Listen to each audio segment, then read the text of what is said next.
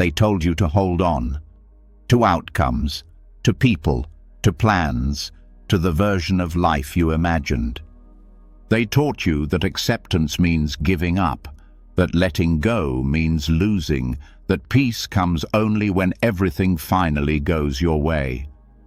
Why does your mind keep spinning, replaying the past, rehearsing the future, gripping what is already slipping away? The truth is simple. You suffer when you resist life. You suffer when you demand permanence in a world that constantly changes. Real freedom begins the moment you stop fighting what is and stop chasing what isn't. Accept what comes. Release what goes. This is the heart of Buddhist detachment, not coldness, not indifference, but a soft, steady wisdom, the kind that lets you breathe again, the kind that makes life feel lighter, the kind that frees your mind from the constant storm of why, how, and what if. For thousands of years, these teachings have shown people how to live without fear of change, without clinging, without drowning in emotion. They teach you how to stay open when life shifts, how to let moments pass without grabbing onto them, how to trust the flow instead of fighting the current. Your chest will feel lighter, and you'll begin to understand that real peace comes not from holding everything together, but from finally letting things move as they need to. This isn't just another message to calm your mind. This is a transformation, a quiet turning point, a new way of being. Are you ready to accept what life brings? Are you ready to release what life takes? Let's begin. You move forward now with a quiet shift happening inside you. Not a dramatic change, not a sudden breakthrough, just a gentle release. The kind that feels like something inside your chest finally loosening. A part of you begins to sense that life doesn't have to feel so heavy. There's a soft curiosity waking up, a pull toward a way of living where peace comes not from controlling everything, but from letting life unfold without constant pressure. Something in you wants to understand this more deeply, and with that quiet openness, the next teaching naturally begins to take shape. Most of the pain you carry does not come from your experiences themselves. It comes from what your mind immediately does with them. Your mind reacts quickly and aggressively. It wants to control the moment before the moment even exists. It tries to fix emotions as soon as they arise. It tries to manage people's responses before they've even spoken. It tries to predict every outcome, avoid every mistake, and solve problems that haven't happened. Your mind treats life as if it were an urgent situation requiring constant supervision. This habit feels normal because you've done it for so long. But living in this state makes even small experiences feel overwhelming. The instinct to interfere turns ordinary moments into tension. It creates layers of mental noise that drown out your natural clarity. A passing feeling becomes a crisis. A simple mistake becomes a self-attack. A moment of uncertainty becomes a threat. The mind's interference becomes the real source of suffering, not the situations themselves. There is a quiet truth beneath all this noise. Not everything needs your effort. Some things settle on their own. Some emotions dissolve if you let them be. Some situations calm down when you stop trying to force them into shape. You do not need to fix every moment, and life does not need your constant involvement to unfold. Allowing becomes a discipline. a new way of relating to your thoughts and emotions. It is the deliberate practice of stepping back instead of stepping in, not in a careless way, not in a withdrawn way, but in a wise and grounded way. You learn to give space instead of pressure. You learn to let things breathe. You learn to trust that stillness has a strength of its own. This discipline does not mean giving up or being passive. It does not mean letting life collapse or ignoring responsibility. Allowing is a form of intelligence. It is understanding that peace often grows when you stop interfering with everything inside you. It is the recognition that you can't force clarity, can't force calm, can't force perfect outcomes. You can only allow things to settle at their own natural pace. The belief that you must constantly guide life creates deep exhaustion. You may find yourself always bracing for what might go wrong, always anticipating problems, always planning for scenarios that never arrive, always feeling as if you are holding life together with your bare hands. This effort creates tension in your body and noise in your mind. You feel tired, not because your life is difficult, but because your mind is working far beyond what reality requires. Allowing frees you from this unnecessary labor. A difficult feeling becomes just a feeling. An uncertain moment becomes just a moment. A setback becomes just part of your path.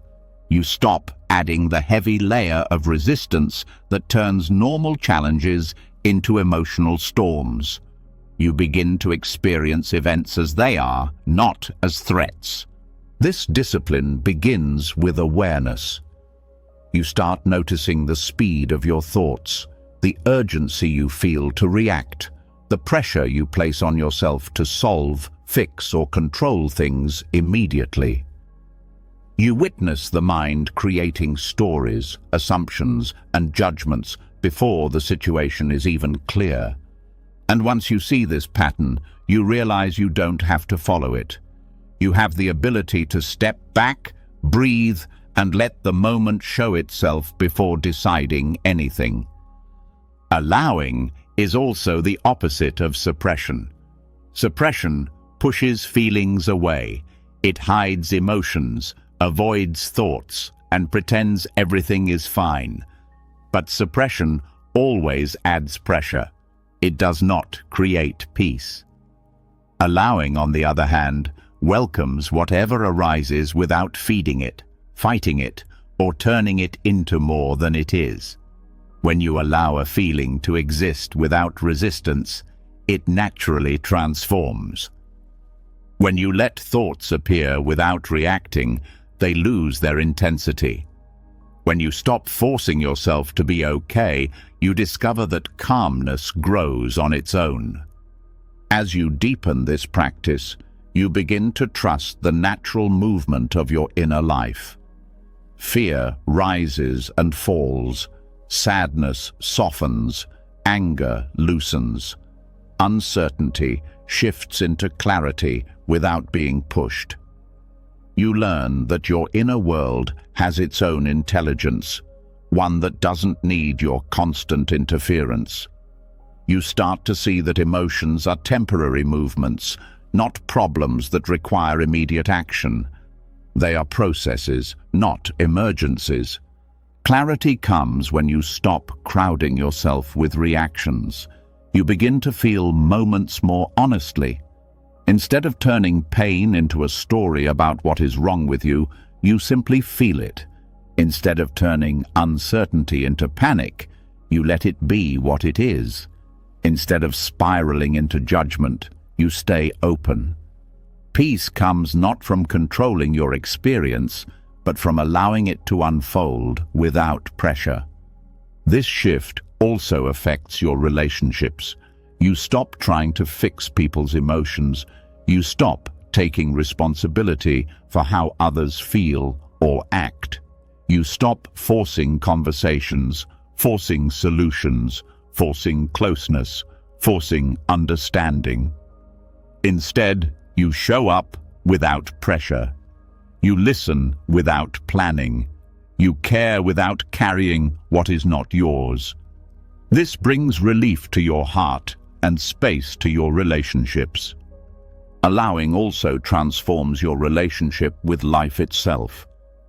You stop believing everything depends on your force. You stop interpreting every change as danger. You stop demanding that life follow your plans. You learn to trust the unfolding even when you don't understand it. You learn that resistance often creates the very pain you're trying to escape. You learn that letting go of control allows life to reveal paths you couldn't have created on your own. This discipline teaches humility. You realize you don't always know what is best for you. Some of the things you once resisted became blessings. Some of the doors that closed protected you. Some of the discomforts shaped your strength. Some of the moments you feared carried hidden guidance. When you stop interfering, you let life show you possibilities that force and fear could never offer. Over time, allowing becomes inner strength. You respond instead of react. You breathe instead of tense. You witness instead of panic. You move through life with more ease, not because life becomes easier, but because you are no longer fighting every moment. You begin to experience peace in its true form, quiet, steady, and independent of circumstances. What once overwhelmed you now passes through you. What once felt intolerable now softens. What once felt chaotic now feels workable. Your mind learns to rest without being pushed. Your heart learns to open without being forced. Your inner world becomes a place where peace can grow naturally. This is the discipline of allowing, a gentle but powerful practice that loosens the grip of suffering and creates room for clarity, softness, and freedom to rise within you. Before moving forward, something inside you begins to shift again. A softer understanding rises from what you learned earlier. That peace grows when you stop interfering with every inner movement. Now there is a new question forming quietly within you. If I don't interfere with what I feel, then what am I supposed to do with my emotions? This question opens the door to a deeper truth, one that touches the core of Buddhist psychology. A truth that can feel almost shocking the first time you hear it. A truth that has the power to free you from years of emotional heaviness. And it begins with seeing emotions in a completely different way. Your journey continues here. There is a subtle but life-changing shift that happens when you stop calling every emotion mine. Most people spend their entire lives believing that every feeling that arises belongs to them. They say, my sadness, my anger, my fear, my anxiety, my insecurity. They treat emotions as personal possessions, as permanent parts of who they are. And the moment you call a feeling yours, you strengthen its hold. You turn a passing experience into an identity. You turn a temporary wave into a self-portrait. You begin to suffer not from the emotion itself, but from the belief that it defines you. Buddhist psychology teaches something radically different. It says, emotions do not belong to you. They arise, they pass through you, and they disappear, all on their own. You are the space they move through, not their owner. This is emotional non-ownership, the art of experiencing every emotion fully without claiming it as who you are. It begins with seeing emotions as events, not possessions. Just as a sound arises in the environment, an emotion arises in the mind. It has a cause, a lifespan, and an end. It comes into awareness, stays for a moment, and dissolves when its conditions fade. Nothing in it belongs to a self. Nothing in it is personal. Nothing in it says anything about your worth or identity.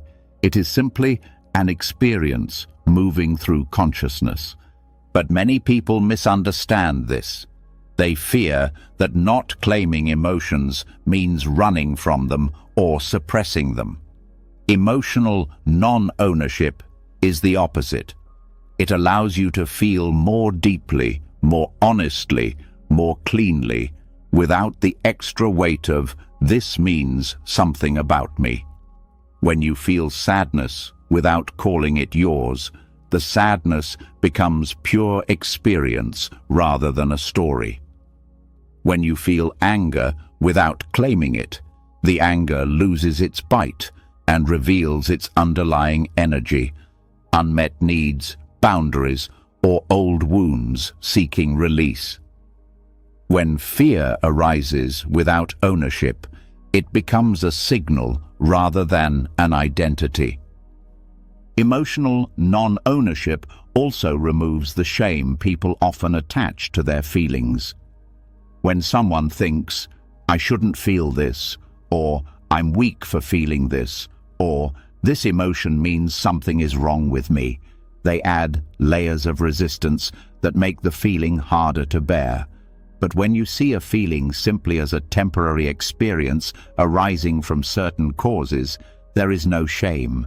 Rain is not shameful. Wind is not shameful. A passing cloud does not become a flaw in the sky. Just like that, an emotion is not a flaw in you. This shift also changes the way you relate to emotional intensity. When you see emotions as yours, you feel responsible for them. You feel the need to control them, fix them, hide them, or justify them. This makes emotions heavier, more complicated, more suffocating. But when you see them as temporary processes moving through the mind, you no longer feel responsible for controlling the entire storm. You simply allow the storm to pass while you remain steady in the awareness that observes it. Emotional non-ownership becomes even clearer when you look at how emotions arise. A feeling shows up because of a combination of conditions: past experiences, physical states, thoughts, memories, triggers, environmental cues, and unconscious patterns. These conditions come together, create an emotion, and then disperse. At no point does the emotion become a permanent part of you. It simply arises because the conditions support it. Understanding this removes the illusion of personal ownership. This practice also deepens your emotional intelligence. When you stop taking emotions personally, you can examine them without fear. You can ask, what conditions created this? What is this emotion trying to show me? What does this feeling need in order to pass? Instead of fighting with emotions, you study them. Instead of being overwhelmed, you become curious. Curiosity opens the door to insight. Insight opens the door to healing. Healing opens the door to inner freedom. There is another layer to emotional non-ownership, the layer of compassion. When you stop identifying with your emotions, you stop identifying with other people's emotions as well. You see that their anger, fear, or sadness also arises from conditions, not from their personal identity. This removes the tendency to take their feelings personally. You stop blaming them for having emotions, just as you stop blaming yourself. This creates healthier relationships, deeper understanding, and more space for genuine connection. This practice also dissolves emotional reactivity. When an emotion arises and you immediately call it mine, the mind automatically reacts. You brace yourself. You tighten your chest. You analyze, resist, or judge. But when you let the emotion arise without ownership, the reaction doesn't happen. The body relaxes. The mind stays open. The emotion has room to move without becoming entangled. This prevents small emotions from escalating into full emotional spirals. Emotional non-ownership also helps you experience the full truth of impermanence.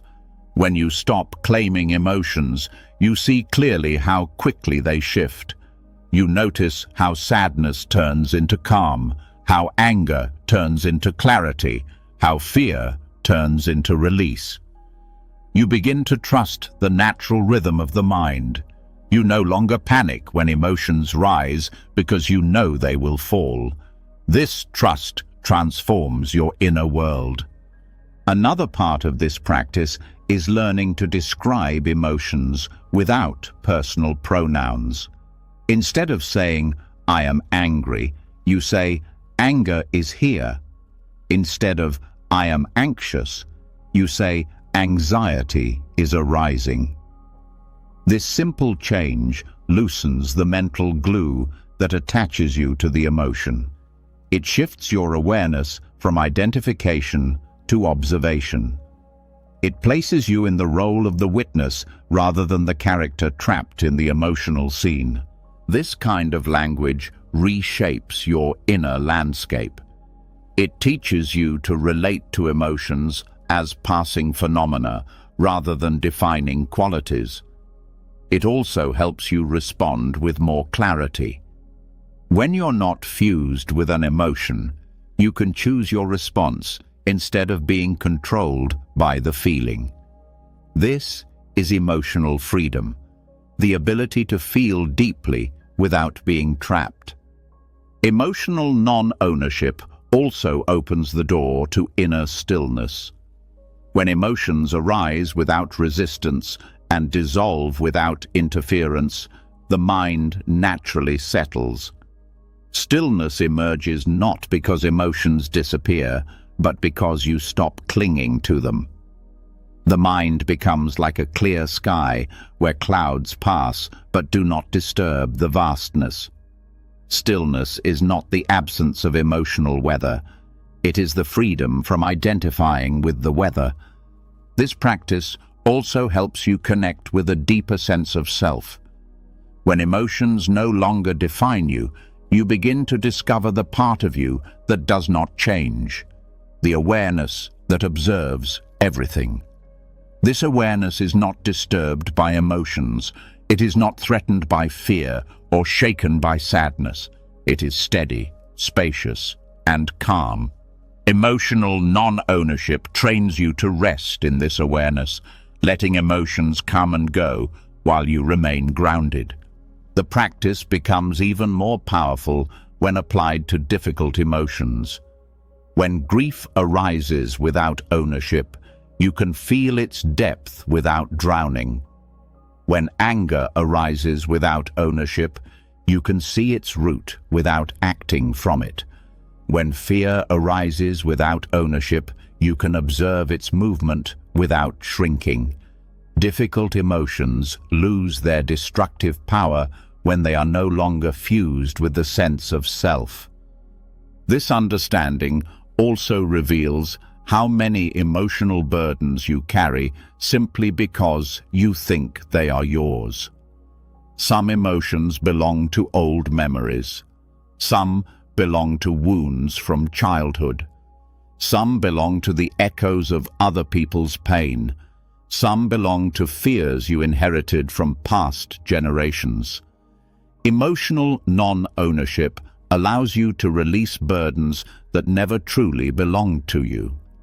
This practice also changes how you process emotional pain. Instead of wrestling with it, you allow it to pass through. Instead of holding it, you let it move.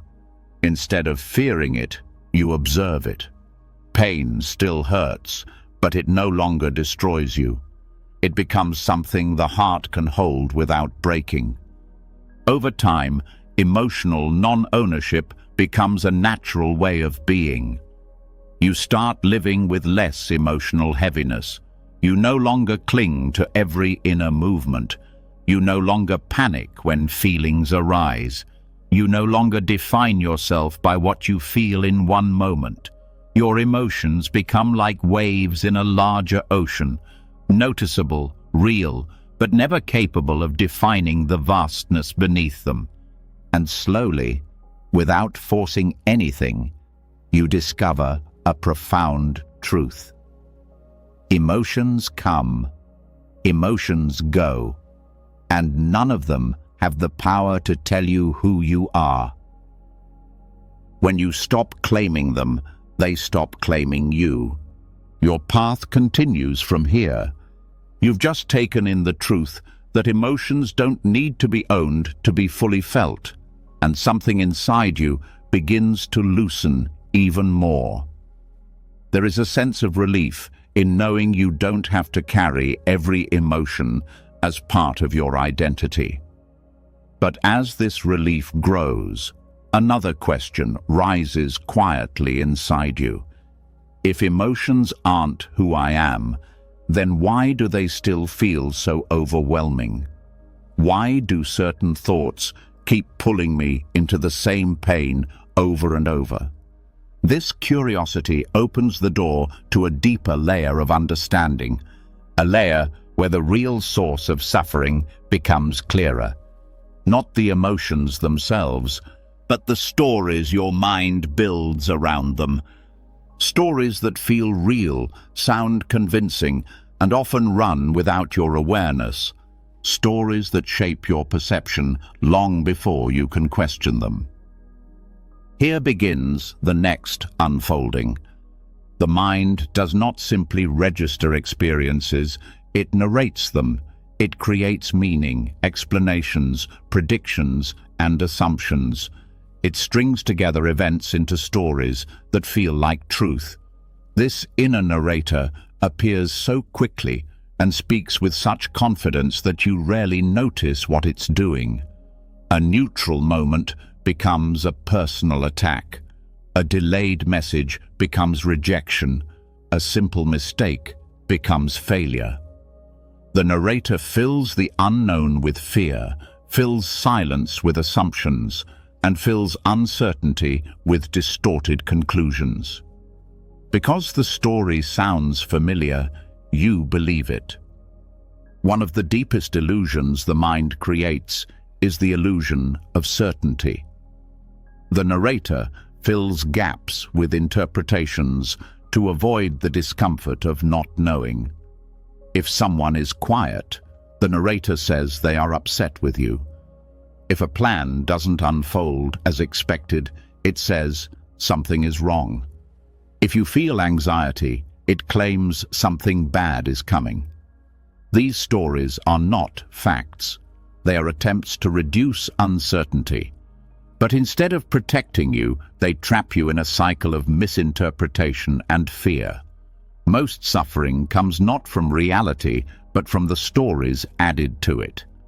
Renouncing the inner narrator doesn't mean silencing the mind. You cannot shut it off. The mind will narrate. That is its nature. What changes is your relationship to the narration. You learn to see thoughts as thoughts, not as truth. You notice the story without surrendering to it. You feel the emotion without adding a narrative on top. This shift breaks the spell the inner narrator has held over you for years. The narrator thrives on identity. It always ties its stories back to the self. I'm not enough. People don't respect me. I always ruin things. Others are better than me. These lines sound like personal truths, but they are simply repeated narratives the mind has rehearsed for a long time.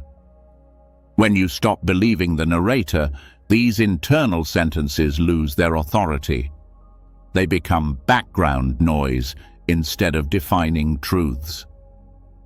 A key insight from Buddhist psychology is understanding that the mind is conditioned. Every story it creates comes from past experiences, old wounds, inherited fears, cultural expectations, and unconscious beliefs. It repeats patterns it learned long ago. When the narrator creates a story, it is rarely describing the present moment. It is echoing the past. This is why stories often feel familiar.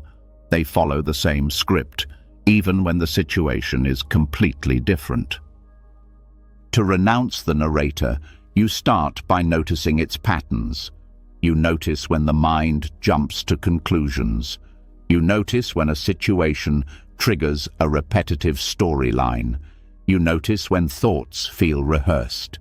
You begin to sense the difference between direct experience and the interpretation added on top.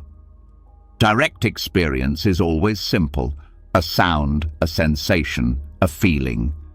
The story is what complicates it. Observing this difference weakens the narrator's influence. Another powerful part of this practice is recognizing that the narrator often speaks in absolutes. It uses words like always, never, everyone, no one, because the mind loves dramatic certainty. But life rarely fits into absolutes. When you start questioning these thoughts, they lose their grip. You begin to see that the narrator is not describing life accurately. It is dramatizing it. Detaching from these exaggerations returns you to a more grounded understanding of what's happening. This practice also requires emotional honesty. When the narrator creates a story, it usually tries to protect you from discomfort. It builds stories to avoid vulnerability, fear, uncertainty, or emotional exposure. When you see this clearly, you respond with compassion instead of believing the narrative. You recognize that beneath every distorted story is an emotion that simply needs space. Instead of following the story, you turn toward the emotion and allow it to be felt. Without the story feeding it, the emotion softens on its own. Detaching from the narrator gives you the ability to pause. Before reacting, you notice the story forming. You see the mind beginning to dramatize, interpret, or predict. This pause gives you choice. The choice to respond consciously instead of reacting blindly. You begin to see how much of your past behavior was shaped not by truth, but by narrative. When this becomes clear, your actions become lighter and wiser. Renouncing the narrator also transforms the way you relate to conflict. When someone says or does something, the narrator quickly fills in motives, meaning, and conclusions. It assumes intentions. It interprets tone. It creates emotional meaning out of incomplete information. When you detach from these narratives, you stop taking things so personally. You stop projecting your fears into interactions. Communication becomes clearer because you are responding to the moment, not to the story created around it. Another powerful aspect of this practice is recognizing that the narrator often confuses thoughts with facts. A thought is simply a mental event, but the narrator presents it as undeniable reality. Detaching from the narrator means learning to see thoughts as passing mental activity. They arise, stay briefly, and pass when conditions change. When you stop attaching truth to these thoughts, you stop suffering from them. You realize you don't need to control or suppress them. You only need to stop believing everything they say. This practice opens the door to a deeper clarity. When you stop fusing thoughts with reality, the world becomes simpler. You begin to see things as they are, not as the mind dramatizes them to be. You experience life directly. You feel emotions without stories. You meet moments without past narratives shaping them. This kind of clarity brings a peace that cannot be shaken by the mind's constant storytelling. Renouncing the narrator also reveals a deeper spaciousness within you. Beneath the stories is a quiet awareness that doesn't judge, doesn't interpret, doesn't dramatize. This awareness simply observes. It allows experiences to arise and pass without forcing them into meaning. This awareness is your true refuge. It is the part of you untouched by the narrator's distortions. As you reconnect with this awareness, the narrator loses its power. Another important part of this practice is understanding that the narrator often reacts to uncertainty with fear. When you don't know what will happen, the mind creates stories to fill the gap. These stories are rarely kind. They replay worst-case scenarios, repeat old fears, and exaggerate the risks. Detaching from these stories gives you space to meet uncertainty with openness instead of fear. You learn to tolerate not knowing, which reduces anxiety and increases resilience. Renouncing the inner narrator also teaches you to live with more presence. When you're caught in stories, you live in the past or the future. You replay old wounds or imagine future problems. But when you detach from the narrative, you return to the present moment, the only place where peace exists. You begin to experience life directly instead of through the filter of thought. This presence becomes a source of calm that stays with you even during difficulty. The practice also helps free you from the emotional spirals created by narrative thinking. When you fuse emotion with story, the emotion grows stronger. When you feel sadness and add the story, "No one understands me," the sadness intensifies. When you feel fear and add the story, "Something terrible will happen," the fear grows. When you detach from the story, the emotion stays pure and manageable. You stop feeding the emotional fire with narrative fuel. Renouncing the narrator also supports healthier self-understanding.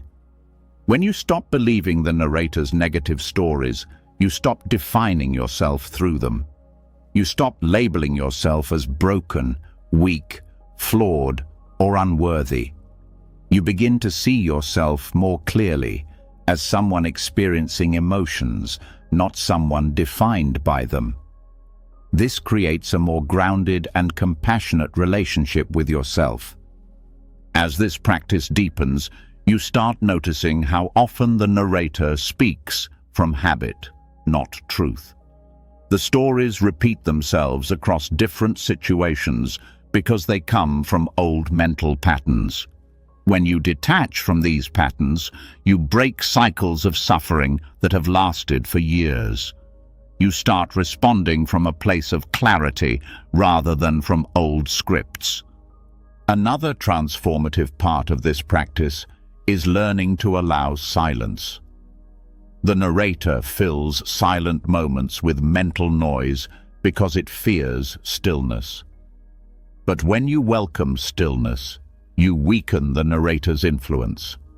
Silence becomes a space for insight rather than anxiety. Stillness becomes a source of strength rather than discomfort. When the narrator loses its grip, you discover a natural calm that has always been beneath the noise. Renouncing the narrator also gives you freedom from comparison. The inner storyteller constantly measures your life against others, their success, their relationships, their achievements. These comparisons create insecurity and dissatisfaction. When you detach from the narrator, you stop comparing.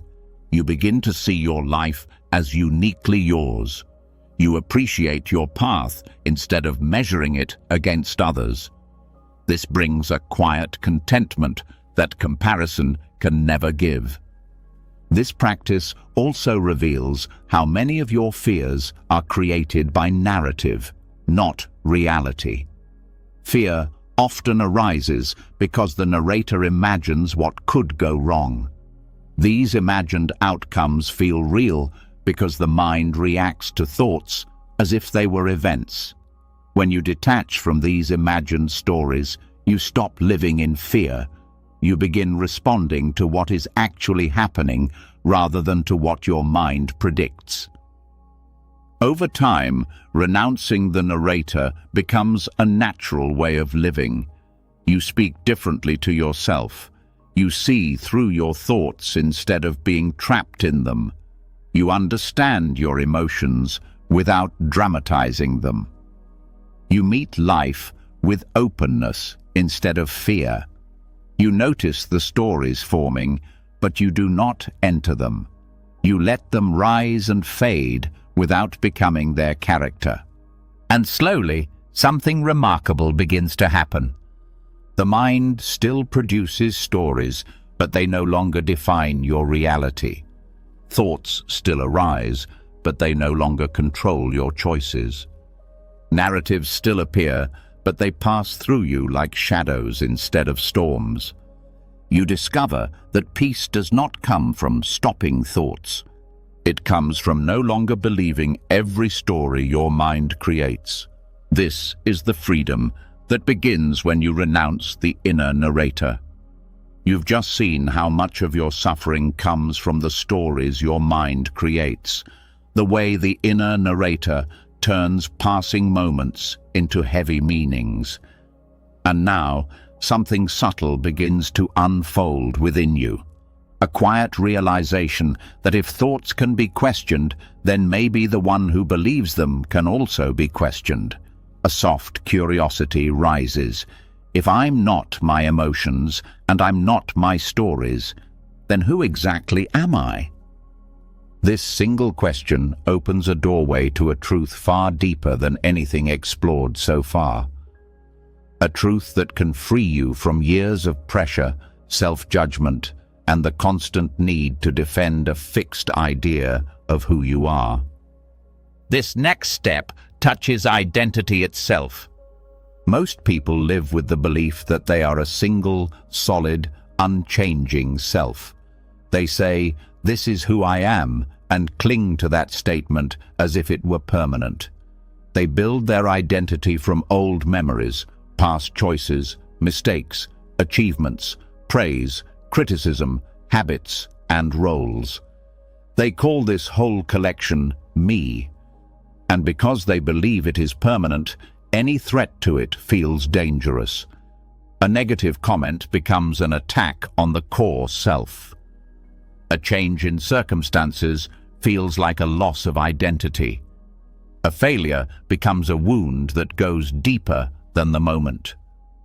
This clinging to a fixed self creates endless suffering. Buddhist wisdom reveals something radically different. You are not one fixed self. You are many changing selves. Just as external things change, the internal sense of I also changes. The self you experience is fluid, shifting, and constantly recreated moment by moment. It isn't a single structure, but a moving pattern. This means there is nothing solid to defend, nothing permanent to protect, nothing fixed to cling to. Identity becomes flexible, not rigid. Understanding this brings a freedom that is hard to describe until it is felt. When you let go of the idea that you must always be one specific someone, you stop fearing change. You stop forcing consistency. You stop imprisoning yourself in roles you've outgrown. You stop judging yourself through old identities. You no longer measure yourself by who you used to be or who you think you must become. Instead, you meet each moment with the openness of someone who is allowed to evolve. This understanding begins with noticing how different your inner experience is from day to day. There are mornings when you feel confident and others when you feel small. Moments when you are patient and moments when you are irritated. Times when you feel clear and times when you feel confused. There is no single version of you that stays the same. Your thoughts shift, your emotions shift, your preferences shift, your perspective shifts. The only constant is change. When you cling to the idea of a fixed self, you create conflict. You expect yourself to be consistent, even though your mind, body, and emotions naturally change. You say, "I should always be strong. I must always be calm. I shouldn't feel this. I must stay the same." And these expectations become chains. But when you accept that you are many changing selves, you allow yourself to have different states without judgment. You allow yourself to outgrow old ways of being. You allow yourself to learn, adapt, and transform. This understanding also softens self-criticism. When you think you are one solid self, you interpret every mistake as proof that something is wrong with you.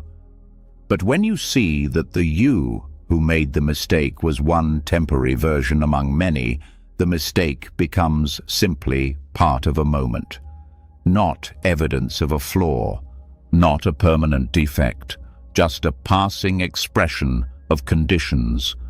This brings compassion toward yourself and reduces the pressure to perform your identity perfectly. The impermanence of self becomes even clearer when you look at how identity is formed. Every version of you arises because of conditions: your environment, your mood, your memories, your physical state, your relationships, your fears, your hopes. When these conditions change, your sense of self changes with them. This means identity is not something you are. It is something that unfolds. It is not a fixed object. It is a moving process. Seeing this dissolves the illusion of a permanent I. A powerful part of this practice is recognizing how much of your suffering comes from trying to preserve an old identity. You may force yourself into roles you've outgrown because you fear disappointing others. You may cling to old versions of yourself because they feel familiar. You may resist change because it threatens the story you tell about who you are. But the truth is that holding on to outdated identities creates emotional weight. Letting them go creates space. As you deepen this understanding, you begin to see identity as something you can consciously release. You allow yourself to evolve. You allow yourself to become someone new in each moment. You allow the self to be fluid instead of rigid. This flexibility creates resilience. When life changes, you adjust. When challenges arise, you meet them with openness. When old patterns fade, you don't cling. When new qualities appear, you don't resist. You live with less fear because nothing within you needs to remain the same. Understanding the impermanence of self also transforms how you relate to others. You stop expecting them to remain fixed. You stop holding them to old versions of themselves. You stop judging them by who they used to be. You allow them to grow, to rise, to change direction. This deepens compassion and strengthens relationships because you no longer cling to limiting stories about who someone is supposed to be. This insight also brings freedom from defensiveness. When you no longer cling to a solid identity, criticism doesn't threaten you. You don't feel the need to argue, justify, or protect a fragile self-image. Instead, you hear feedback with openness. You draw wisdom from what is useful and let the rest fall away. You respond with clarity instead of insecurity. This quiet strength comes from not identifying with any single version of yourself. Another profound part of this practice is understanding that identity is not tied to your past. When you see the self as a changing process, you stop defining yourself by old wounds, past failures, or outdated memories. You stop letting your past selves decide your future. You stop carrying burdens that belong to a version of you that no longer exists. This releases enormous emotional weight. You begin to feel lighter because you are no longer dragging old identities into the present. As you explore this more deeply, you realize that you do not have to become someone. You are always becoming. Identity is not a destination. It is movement. It is flow. When you embrace this, change becomes less frightening and more natural. Growth becomes easier.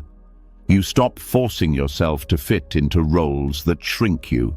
You stop pretending to be who you think others want you to be. You stop clinging to a fixed idea of yourself. You live with honesty, ease, and freedom. This practice also reveals how much potential exists within you.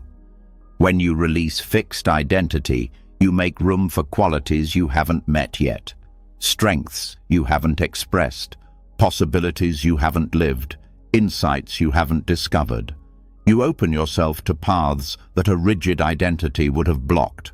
The more you let go of the idea of a permanent self, the more spacious your inner life becomes. As this understanding continues to unfold, something remarkable happens.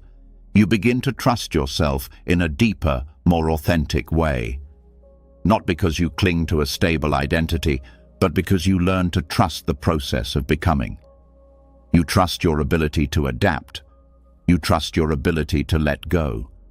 You trust your ability to meet each moment with presence. This kind of trust does not come from knowing who you are. It comes from knowing that you are not limited by any single version of yourself. Over time, the impermanence of self becomes a source of peace rather than fear. You stop forcing yourself into rigid expectations. You stop resisting growth. You stop fearing change. You begin to see life as a continuous unfolding and yourself as a participant in that unfolding. Nothing within you has to stay the same, and nothing needs to be defended. This freedom softens the mind and opens the heart. As you continue walking this path, every moment becomes an opportunity to become a more compassionate, aware, and open version of yourself. Not because you reinvent the self, but because you realize the self is always shifting. You move from a life of rigidity into a life of fluidity, from clinging into allowing, from defending into opening, from fixed identity into boundless possibility. And as this truth settles into you, you step naturally into the next layer of understanding, where desire itself is seen not as an enemy, but as another impermanent movement passing through the ever-changing self. You've just opened yourself to the truth that you are not one fixed self. And with that realization, something inside you becomes even lighter. There is a calmness that grows when you stop forcing yourself to stay the same, when you stop gripping old identities, when you finally understand that who you are is always shifting. But as this openness grows, another question rises naturally inside you. If I am always changing, then why do certain urges and cravings keep pulling me back into the same patterns? Why do I feel pushed by desires that I don't fully understand? This question signals the next step in your unfolding. You are ready to see craving in a completely new way, Craving is something most people fear or feel ashamed of. They treat it like a flaw, a weakness, a sign of failure. They believe they must crush it, deny it, fight it, or hide it. This reaction creates guilt and self-conflict. But craving is not a monster. It is a movement. It rises when conditions support it, stays as long as those conditions remain, and weakens when the conditions fade. Craving is simply an energetic pull, not a personal flaw. Understanding this changes everything. Craving feels powerful because people attach identity to it. They say, "I am weak, I can't control myself, I'm addicted to this, I should be stronger." These thoughts make craving heavier and more personal. When craving arises and you call it mine, you strengthen it. You fuse with it. You give it authority. But when craving is seen as a movement, not a self, it loses its hold. It becomes just another temporary experience passing through the mind. The first step is recognizing that craving is a natural part of being human. It arises because of conditioning. It responds to cues, memories, emotions, and learned associations. When you feel lonely, craving seeks comfort. When you feel stressed, craving seeks relief. When you feel bored, craving seeks stimulation. None of this is personal. It is simply the mind responding to discomfort. Seeing craving as a response rather than a defect softens the shame around it. A powerful shift happens when you stop fighting craving and begin observing it. Fighting craving often strengthens it. Resistance feeds it with emotional energy, but observing craving without judgment reveals its true nature. You notice how craving arises, peaks and fades. You notice that craving is strongest when you resist it and weakest when you allow it. This observation gives you freedom. You realize you do not have to obey craving or fear it. Craving is also misunderstood because people believe it always requires action. But craving does not demand action. It only presents sensation. When craving arises, it brings a feeling in the body, a pull in the chest, a tightness in the throat, a rush in the stomach. These sensations convince you that you must act. But when you learn to feel these sensations without moving, craving loses its urgency. Craving feeds on impulsive reaction. It dissolves in awareness. Another important part of understanding craving is seeing its impermanence. When craving appears, it feels like it will stay forever. But when observed closely, it rises, builds, and falls. There is always a peak, and after the peak, there is release. This cycle becomes clear when you stop acting automatically. When craving is observed without pressure, it shows itself as temporary rather than overwhelming. This alone changes your relationship to it entirely. Craving also becomes lighter when you understand its roots. Every craving has a reason. Sometimes craving arises from unmet emotional needs. Sometimes it comes from old habits that were formed long ago. Sometimes it is triggered by external conditions. When you look closely, craving reveals what the mind is seeking: comfort, distraction, pleasure, escape, connection, or release. Understanding the root softens the intensity. When you know why craving is here, it becomes easier to meet it without panic. This understanding also reveals that craving is not always harmful. Not all craving leads to suffering.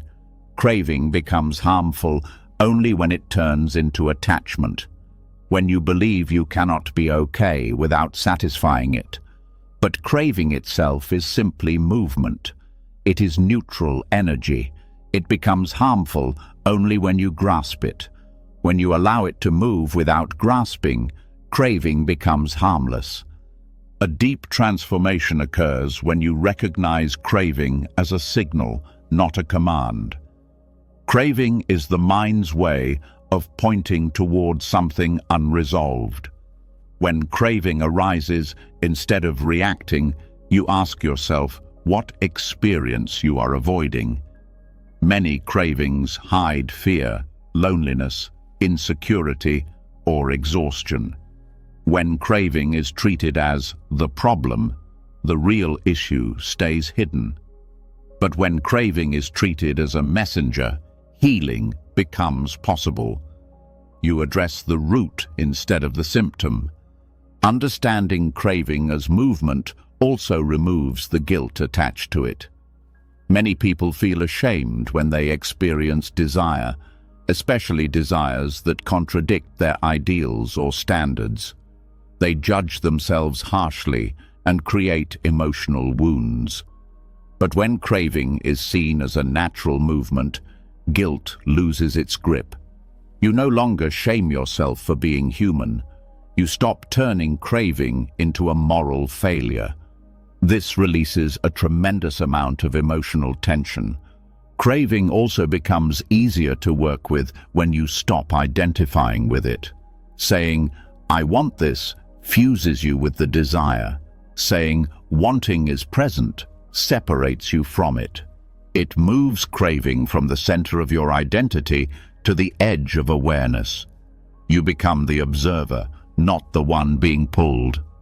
This small linguistic shift has enormous psychological power.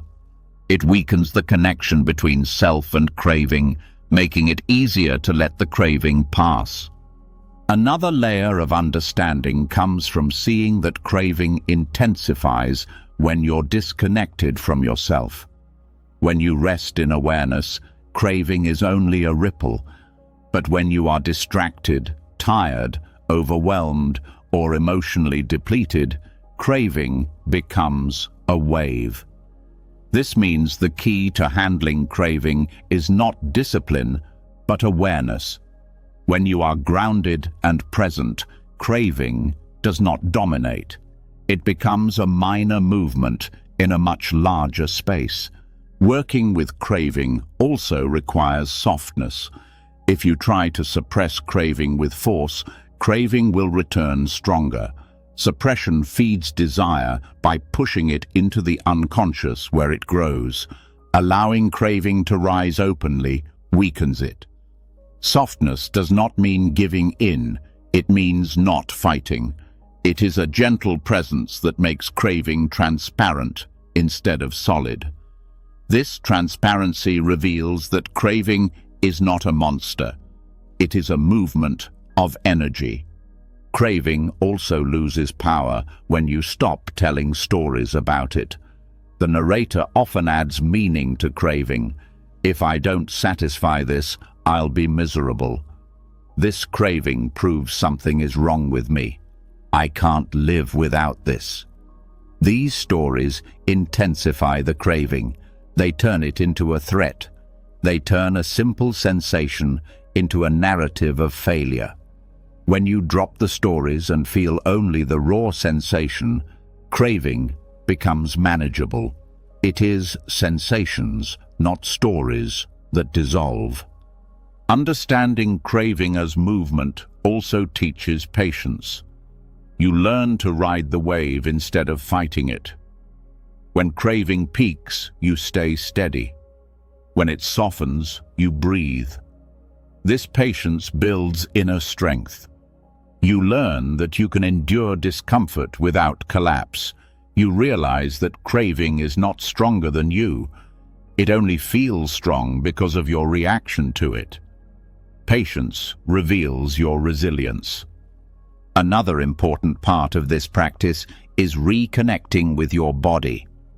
Craving often pulls you into the mind, but the actual experience of craving lives in the body. Tension, tingling, restlessness, pressure. When you bring attention to the body, craving loses its mystery. It becomes physical rather than psychological. You feel it directly instead of thinking about it. This direct contact immediately weakens craving's emotional power. Craving also softens when you offer yourself what craving is actually asking for. Sometimes craving arises because you need rest, affection, grounding, expression, or nourishment. When you take care of yourself, craving reduces. When needs are ignored, craving increases.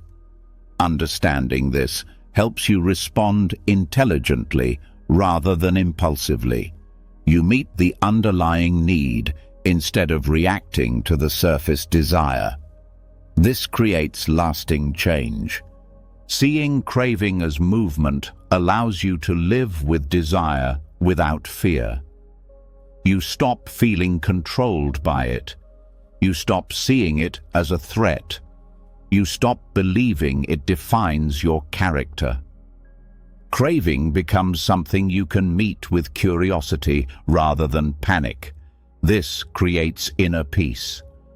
You are no longer pulled by urges or shamed by them. You become free from the cycle of indulgence and suppression. Over time, this practice transforms your entire emotional landscape. You become someone who remains steady even when desire rises. You become someone who sees craving clearly rather than reacting impulsively. You become someone who can feel deeply without being overwhelmed. You become someone who trusts that every movement in the mind will pass. And as craving loses its power, your clarity grows. Craving moves. Craving shifts. Craving dissolves. It was never a monster. It was only energy passing through. Seeing it this way frees you from guilt, resistance, and inner conflict.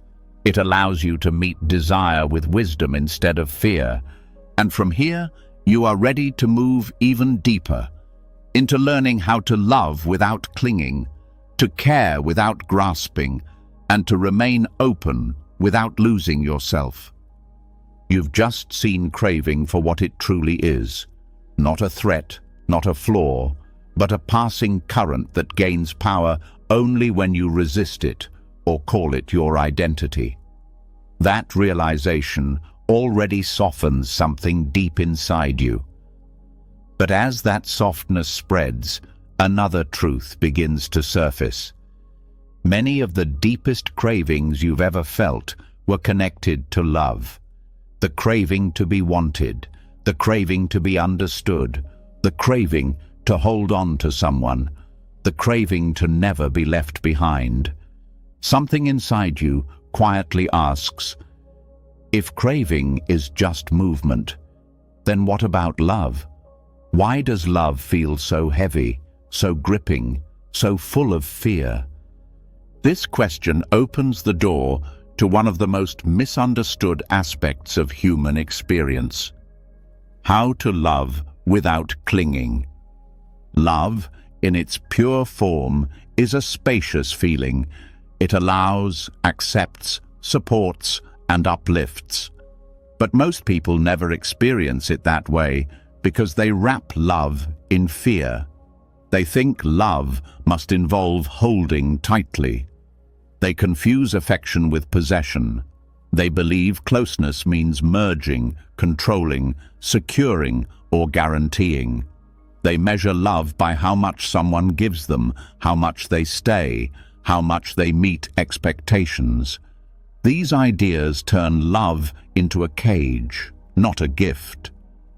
Clinging arises from fear. Fear of loss, fear of abandonment, fear of uncertainty, fear of being alone, fear of not being enough. When fear mixes with affection, it creates attachment. Attachment is the belief that love must stay, that the person must behave a certain way, that closeness must be controlled. This attachment creates suffering for both people involved. The lover feels anxious and the loved feels pressured. Love becomes heavy instead of freeing. The first step toward loving without clinging is recognizing that people do not belong to you. Their thoughts are not yours to shape.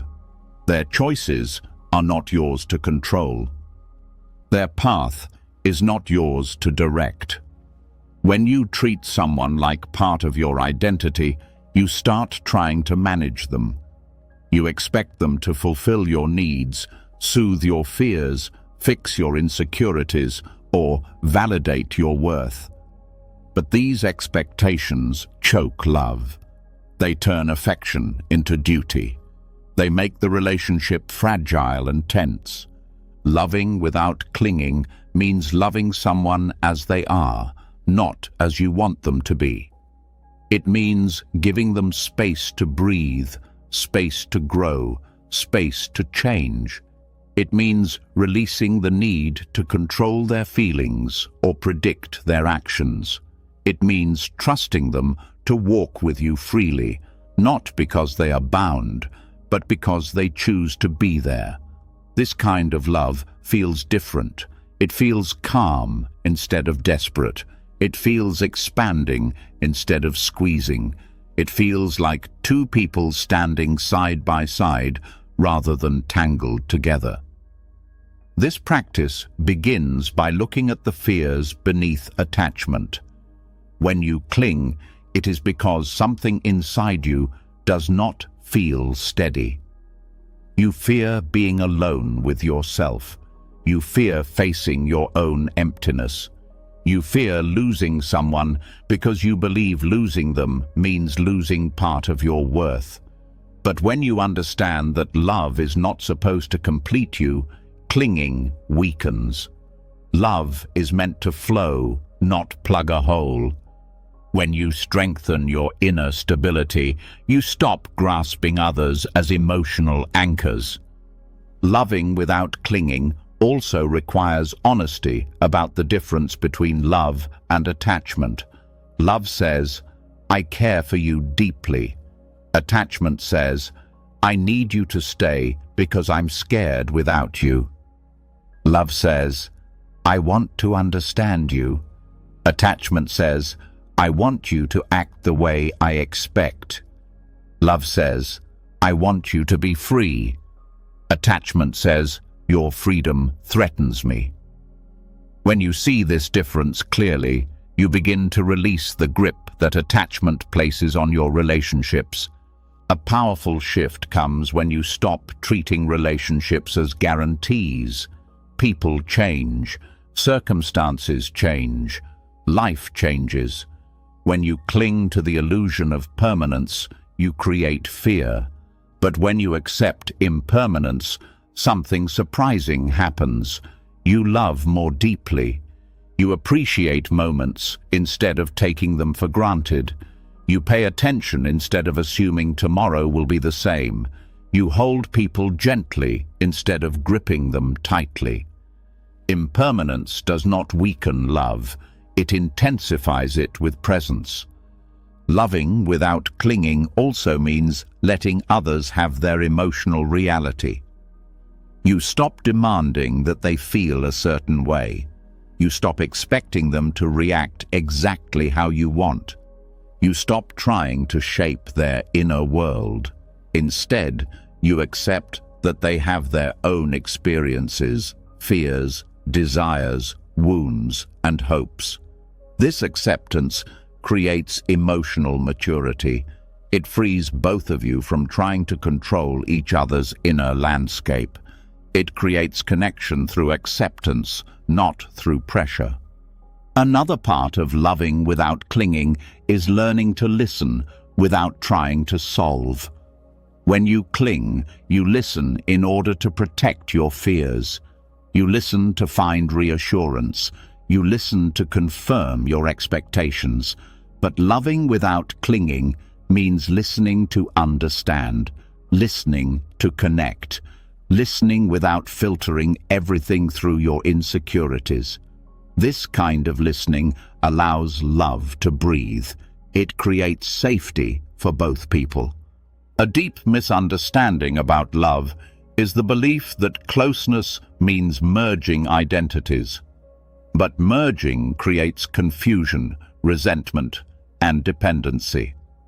When two people lose themselves trying to become one, the relationship becomes imbalanced.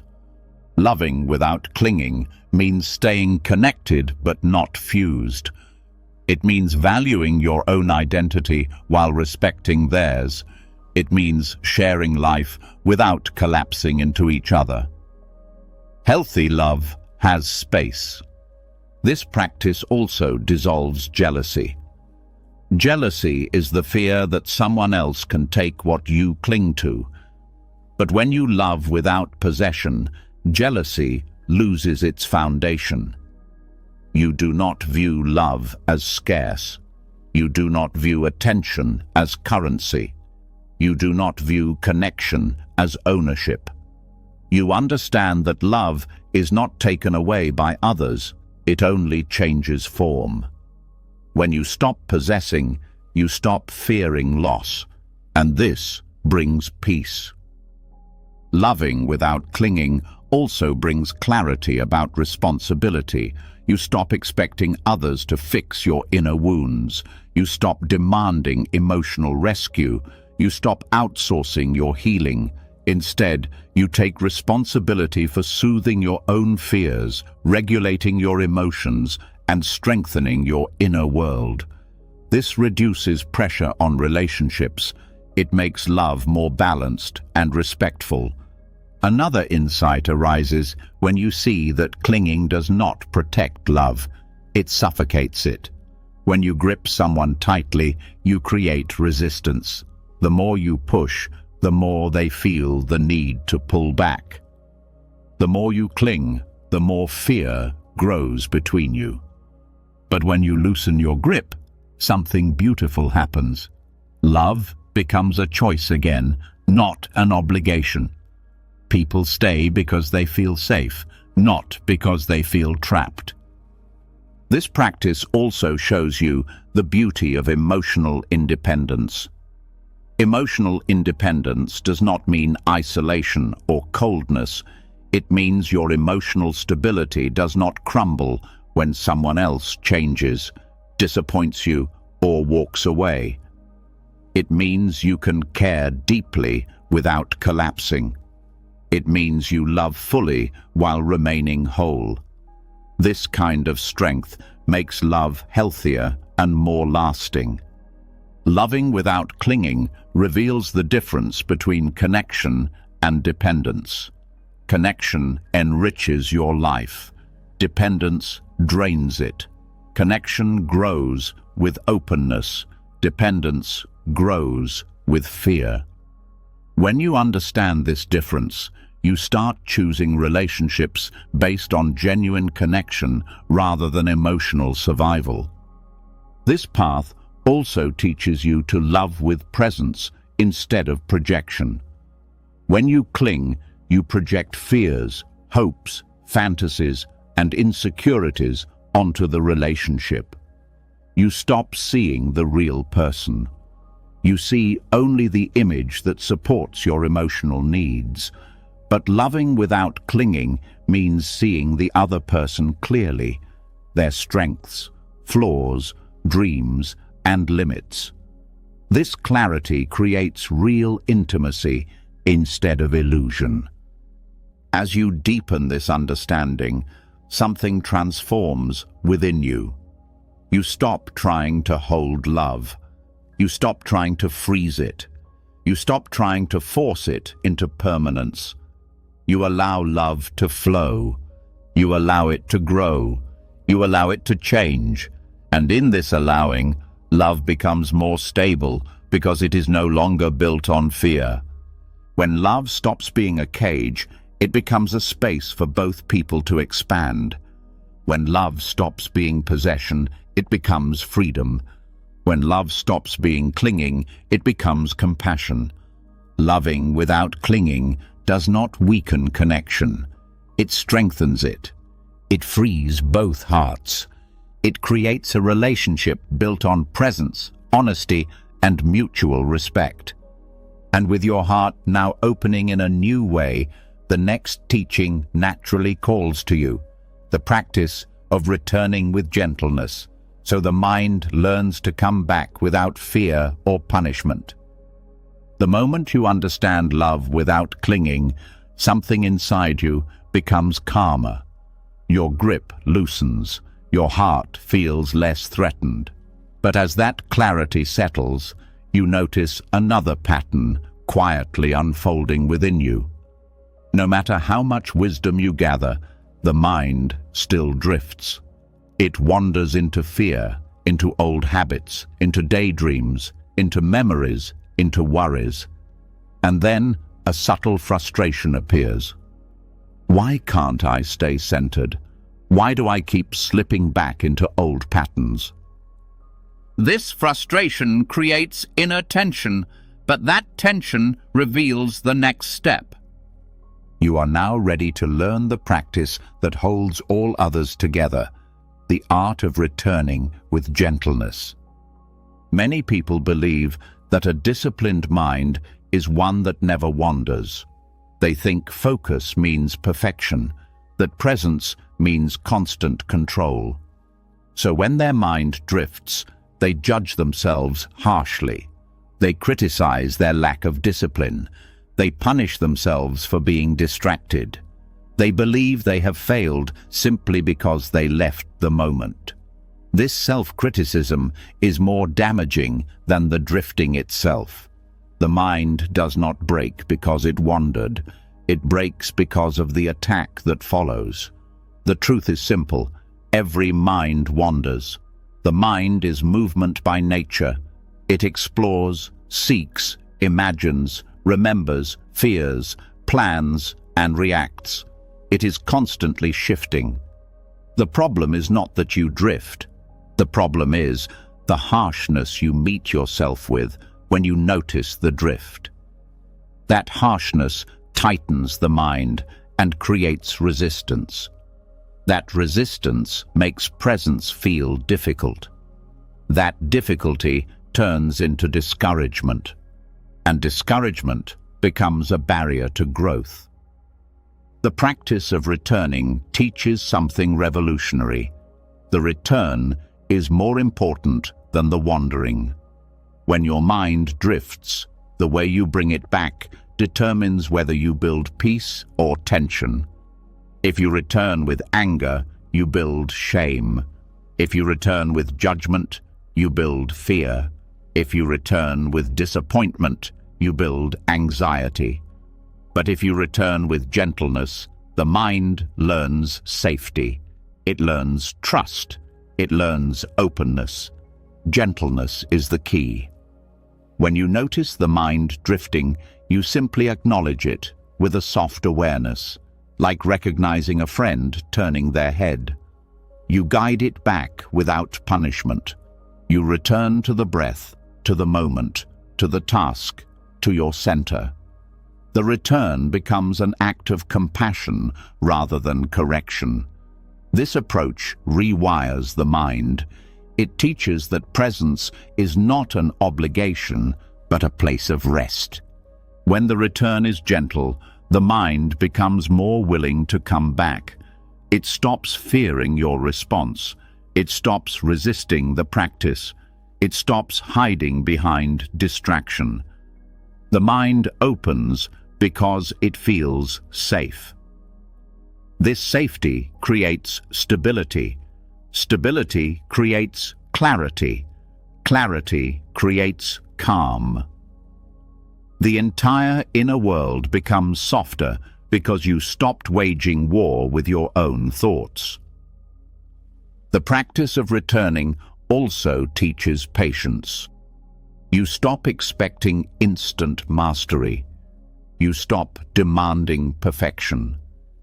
You accept that presence is a practice, not a fixed state. You stop trying to freeze the mind into stillness. Instead, you allow the natural cycle, drifting and returning, drifting and returning. This cycle is the essence of training. Muscles strengthen through repetition. The mind strengthens through gentle returning. A powerful shift occurs when you stop seeing the drift as failure and start seeing the return as success. Every return is an act of awareness. Every return is a moment of awakening.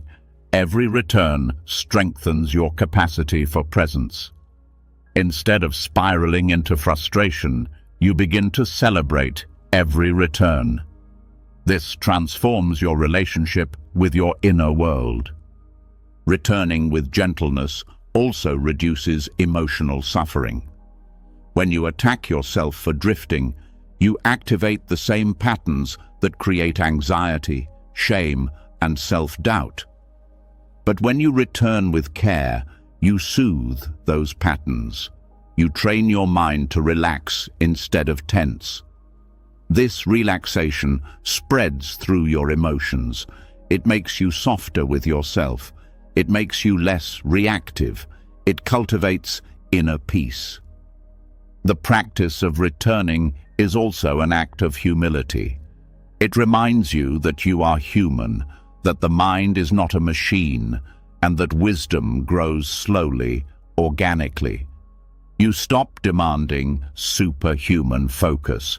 You accept your nature without frustration. This acceptance opens the door to deeper self-understanding.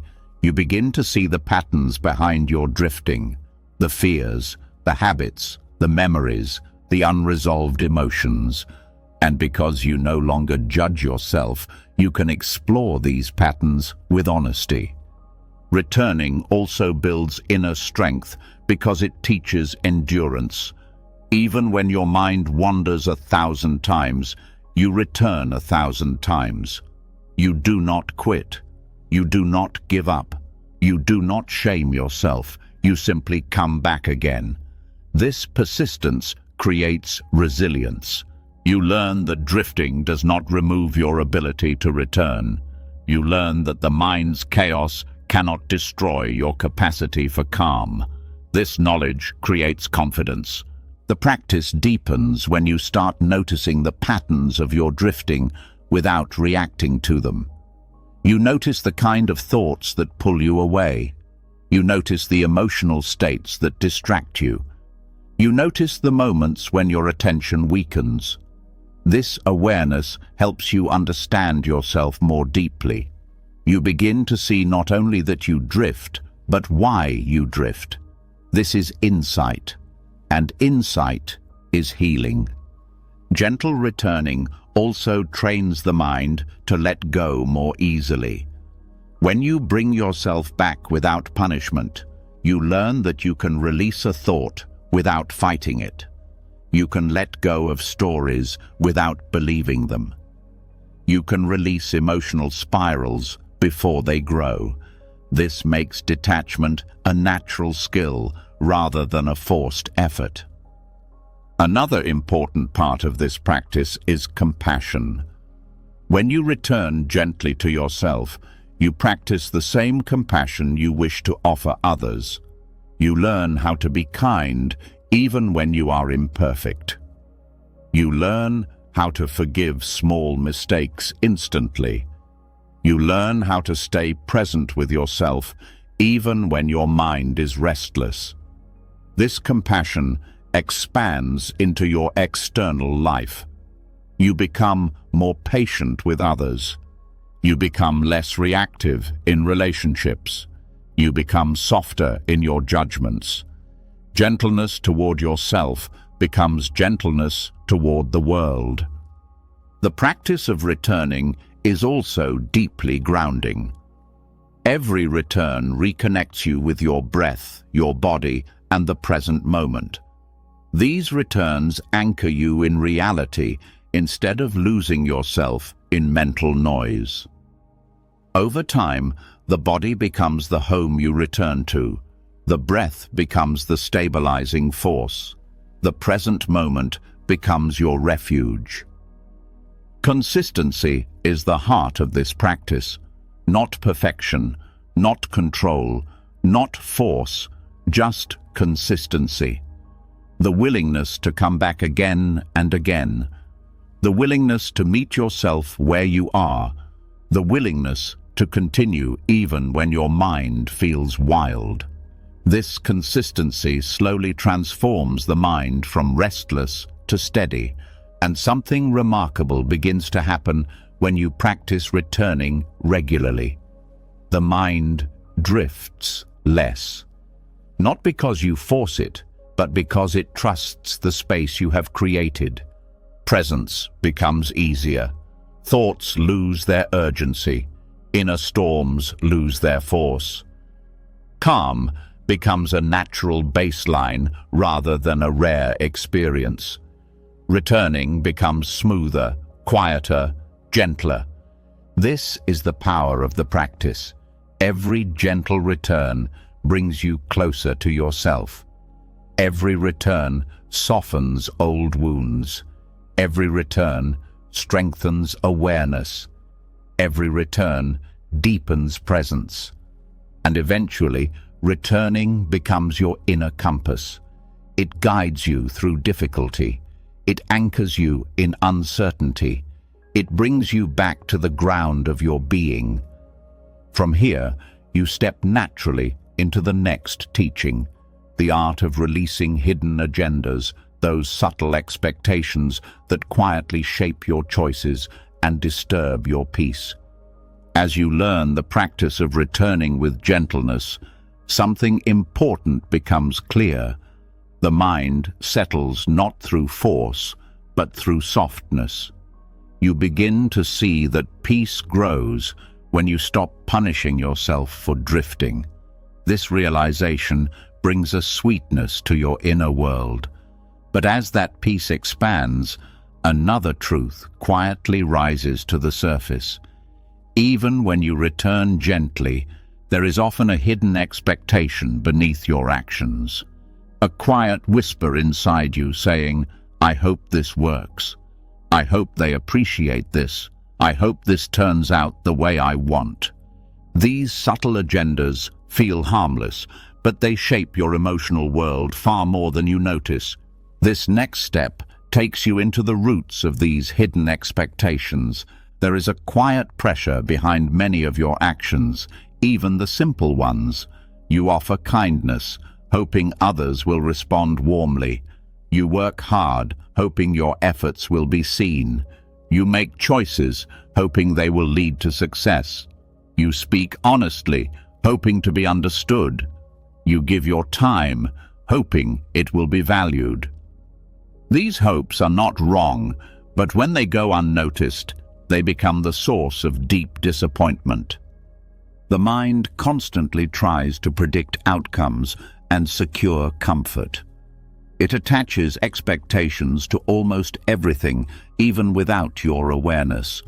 You may think you are acting freely, but underneath, there is a small agenda directing your emotions.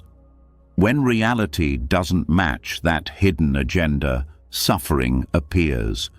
You feel frustration, sadness, resentment, or confusion, not because the situation harmed you, but because the outcome did not meet the silent expectation you never admitted you had. The first step in releasing agendas is recognizing how subtle they can be. They often hide in good intentions. You help others hoping to be seen as kind. You give advice hoping to be respected. You stay quiet, hoping to avoid conflict. You speak up, hoping to be heard. You apologize, hoping to keep peace. These silent hopes influence your emotional reactions. When the outcome aligns with your hope, you feel relieved. When it doesn't, you feel hurt. This creates emotional instability because your inner peace becomes dependent on things you cannot control. Seeing this clearly softens the power agendas have over you. When you bring awareness to the hopes behind your actions, something opens. You begin to see how much your peace has been tied to external responses. You realize how often you have acted not from freedom, but from quiet desire. This recognition is not meant to create guilt, but clarity. You cannot release what you cannot see. Awareness is the beginning of liberation. Another part of releasing agendas is understanding that expectations are often based on the illusion of control. The mind believes that if it expects something strongly enough, reality will follow the expectation. But life does not bend to internal wishes. People act from their own conditions. Circumstances unfold according to their own nature. When you expect others to respond a certain way, you try to bend life into your preferred shape. And this creates tension because life moves according to its own laws. Letting go of these subtle expectations is not the same as not caring. It does not mean you become indifferent, numb, or detached in a cold way. It means your care becomes unconditional. You act from sincerity rather than strategy. You give without trying to control the return. You speak truth without insisting on a certain reaction. You love without demanding reassurance. You show up without needing the world to match your inner script. When you act without agendas, your heart becomes lighter. You no longer feel owed. You no longer feel betrayed when someone does not respond as you hoped. You no longer cling to outcomes. You no longer measure your worth by external responses. Every action becomes complete in itself. You feel free because you stop tying the value of your actions to what comes after them. Releasing the agenda also dissolves resentment.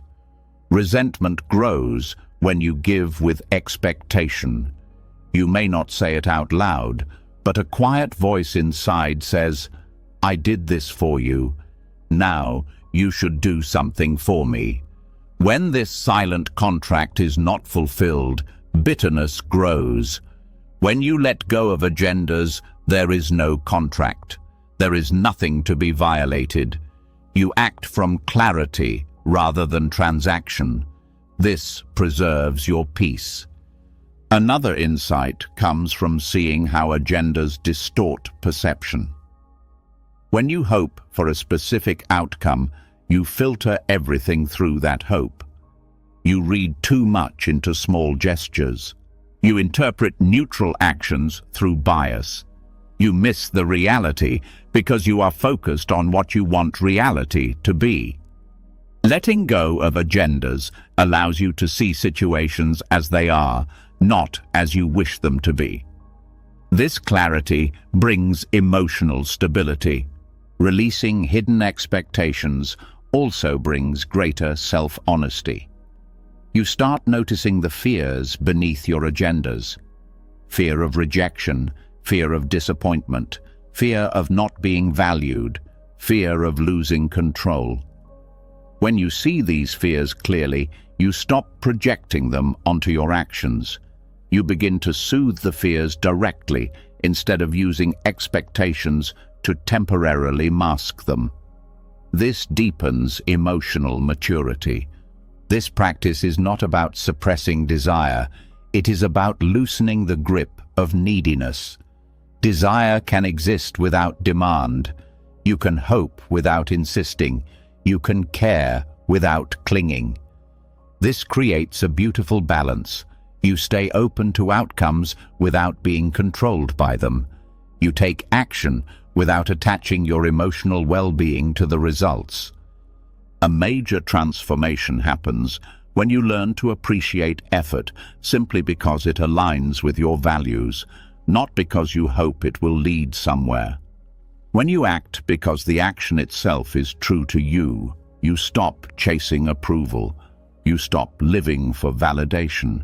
You stop molding yourself to meet expectations. You start experiencing a kind of freedom where your actions feel clean, your intentions feel honest, and your peace feels stable. Releasing agendas also improves relationships. When you interact without hidden hopes, people feel safer around you. They do not sense pressure. They do not sense manipulation. They do not sense emotional contracts. Your presence becomes calming because it is free from demand. This creates healthier connections built on trust and authenticity. This practice softens emotional reactions too. When you have no agenda, disappointment becomes lighter. You do not collapse emotionally when life moves differently than you expected. You simply adjust. You observe. You accept. You adapt. This adaptability creates resilience. You discover that peace is not fragile, it is flexible. Over time, releasing hidden expectations becomes a natural way of living. You begin noticing agendas the moment they arise. You feel the tightness they create. You feel the pressure they add. You feel the subtle fear beneath them. And from that awareness, you release them before they take over. You return to sincerity, openness, and acceptance. And when you act without agendas, something inside you relaxes at a deeper level. You stop living in a constant emotional negotiation. You stop bargaining with reality. You stop tying your worth to outcomes. You begin experiencing moments directly. You begin acting from clarity rather than fear. You begin living from authenticity rather than expectation. This shift brings you closer to a profound freedom. The freedom to meet life without burdening it with conditions. And with this freedom taking shape inside you, you are now ready to explore a deeper illusion the mind holds. The belief that peace exists somewhere else, somewhere later, somewhere perfect, instead of in the unpolished moment right in front of you. You've just seen how releasing hidden agendas frees you from disappointment, pressure, and emotional negotiation. Something inside you softens when you act without needing a specific outcome. Your actions become cleaner. Your heart becomes lighter. But as this clarity settles, another quiet realization rises to the surface. Even when you drop expectations, there is still a deeper longing beneath everything you do. A longing for a moment where everything finally feels right. A moment where you finally arrive. A moment where life stops shifting, where your mind stops searching, where you finally feel done. This longing is subtle, but it shapes almost every choice you make. You are ready now to see it clearly. There is a powerful illusion woven into the human mind. The belief that peace exists somewhere else. Somewhere in the future. Somewhere after the next achievement. Somewhere once you're healed. Somewhere once you're successful. Somewhere once you're loved enough, strong enough, wise enough, calm enough. You carry the feeling that life will truly begin only when you reach some perfect state. This illusion keeps you running even when you want to rest. The mind constantly tells you that the next moment is more important than this one. It says you will feel better when you finally fix yourself, when the situation settles, when others behave differently, when you make progress, when your emotions calm down, when you gain more clarity. This belief keeps you living in a constant state of almost arriving, but not quite. You are always close, but never home. This mindset creates endless tension. You feel behind. You feel incomplete. You feel like you are missing something essential. You feel like you must keep striving, improving, achieving, adjusting, and becoming. You start treating your own life like a project. You wait for stability instead of living now. You wait for healing instead of allowing the moment to hold you as you are. You wait for peace instead of noticing it in small pieces already present. The wisdom of non-arrival reveals something different. There is nowhere to arrive. There is no final version of you waiting in the future.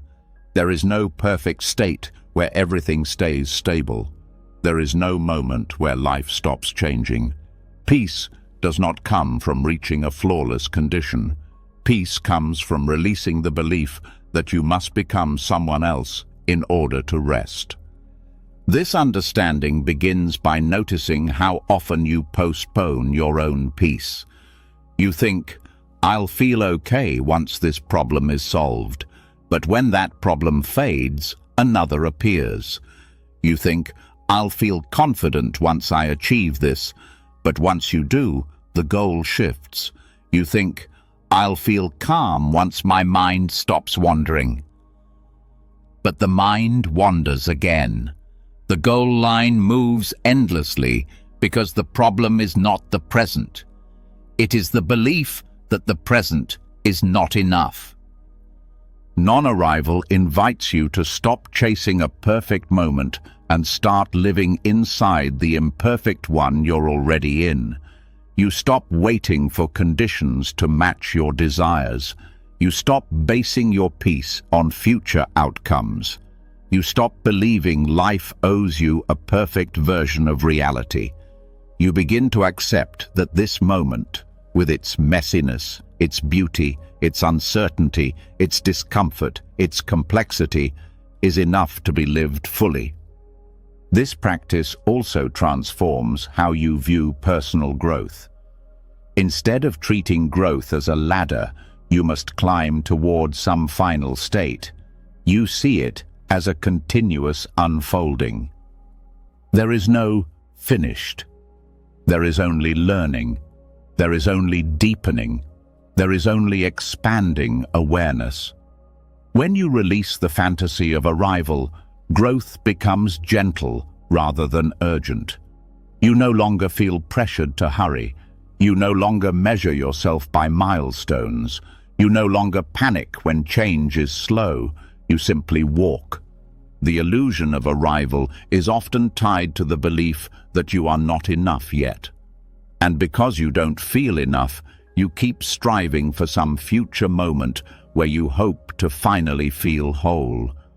But non-arrival shows you that wholeness is already present, not because you are perfect, but because you are alive, aware, and connected to experience. Wholeness comes from presence, not from accomplishment. This insight also releases the anxiety around self-improvement.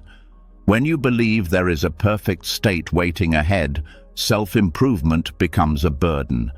You judge yourself harshly. You compare yourself to others. You fear falling behind. But when you understand that there is no final version of you that must be reached, growth becomes naturally motivated. You improve not to arrive somewhere, but because growth itself feels meaningful. The wisdom of non-arrival also dissolves the pressure to fix everything immediately. You stop rushing. You stop grasping for solutions. You stop believing that peace depends on finishing your inner work. You realize that inner work is not a race. It is a lifelong relationship with yourself. You allow healing to unfold slowly. You allow clarity to come in waves. You allow yourself to rest even while unfinished. This gentle approach creates more transformation than pressure ever could. Another important part of this teaching is recognizing how often you try to escape the present moment because it feels imperfect. You escape through distraction, fantasizing, worrying, planning, scrolling, overworking, or self-criticism. These behaviors come from the belief that the future holds something better. But when you stop running toward a future moment, you begin to meet the present with honesty. You feel its textures. You witness its emotional truth. You engage with life more directly. Non-arrival is not about giving up on aspirations. It is about removing desperation from them. You still grow, but you do not believe growth will save you. You still dream, but you do not abandon your peace while chasing those dreams. You still improve, but you do not punish yourself for being in the process. This balance creates grounded progress. You evolve without abandoning yourself. This practice also reveals how deeply conditioned the mind is to seek completion. From childhood, you are taught that life is a series of achievements. Finish school, get the job, find the partner, succeed, settle down, retire. This pattern trains you to believe that life is always somewhere ahead of you. Non-arrival breaks this conditioning. It teaches that life is not a checklist. It is an ongoing experience. You stop living for later and start living for now. One of the most freeing parts of this teaching is understanding that imperfection is not a barrier to peace. It is the environment where peace grows. When you stop demanding perfection, you start seeing beauty in small things. A moment of quiet, a breath that grounds you, a smile that softens your chest, a single step toward clarity. Peace becomes accessible because it stops being conditional. This practice also teaches you to trust your path. When you release the fantasy of arrival, you stop comparing your journey to others. You stop worrying about being ahead or behind. You stop measuring your worth through progress. You see that your path unfolds uniquely. You take each step without needing to control the future. This trust deepens your connection to life itself. Non-arrival also brings emotional freedom. When you stop waiting for the perfect emotional state, you allow yourself to feel whatever arises. You accept sadness without thinking it means you're failing. You allow fear without believing it means you're broken. You hold joy without fearing it will disappear. You experience emotions as natural movements rather than signs of progress or decline. The wisdom of non-arrival teaches that peace is found in the rawness of the present, messy, unfinished, and deeply alive. You stop postponing your life. You stop postponing your healing. You stop postponing your peace. You begin to rest inside the unpolished moment. And when you rest in the present, you discover that the freedom you were chasing was always here, waiting for you to stop running. As this truth begins to settle into your awareness, you naturally move toward the next teaching, learning how to release tension stored not in the mind, but in the body, where much of your attachment silently lives. You've just stepped into the truth that there is nowhere to arrive, and something inside you softens deeply. The pressure to become someone fades. The urgency to perfect yourself loosens. There is a quiet peace in knowing you don't have to reach a flawless state to rest. But as the mind relaxes, another layer of understanding arises. Even when your thoughts let go, your body often does not. You notice the tight jaw, the lifted shoulders, the shallow breath, the clenched belly. You sense that some part of you is still holding on. This subtle tension reveals something important. The body often clings long after the mind understands release. And now you are ready to explore the next doorway, letting go through the body. Most people try to let go only through thinking. They try to talk themselves into calmness, reason themselves out of fear, or repeat ideas about acceptance, but the body holds its own history. Muscle memory stores past reactions, old traumas, unresolved emotions, and habitual tension. Even when your mind is willing to release, your body may still be gripping. Real detachment requires working with both the mind and the body because they influence each other constantly.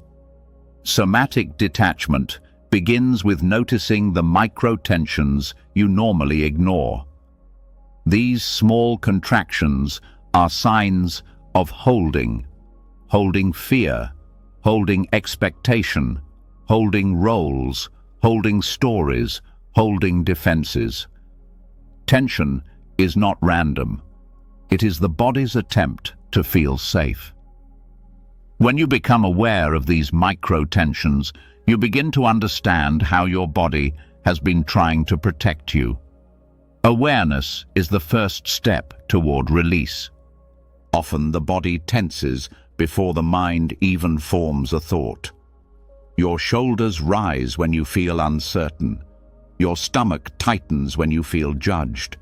Your throat constricts when you fear speaking.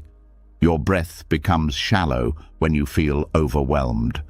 These reactions happen so quickly that you miss the moment they begin. But when you slow down and observe your body with patience, you start to see patterns.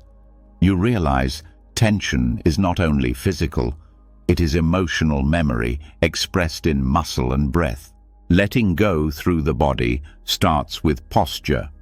The way you stand, sit, or carry yourself reflects your internal state. A closed posture signals protection. A rigid posture signals control.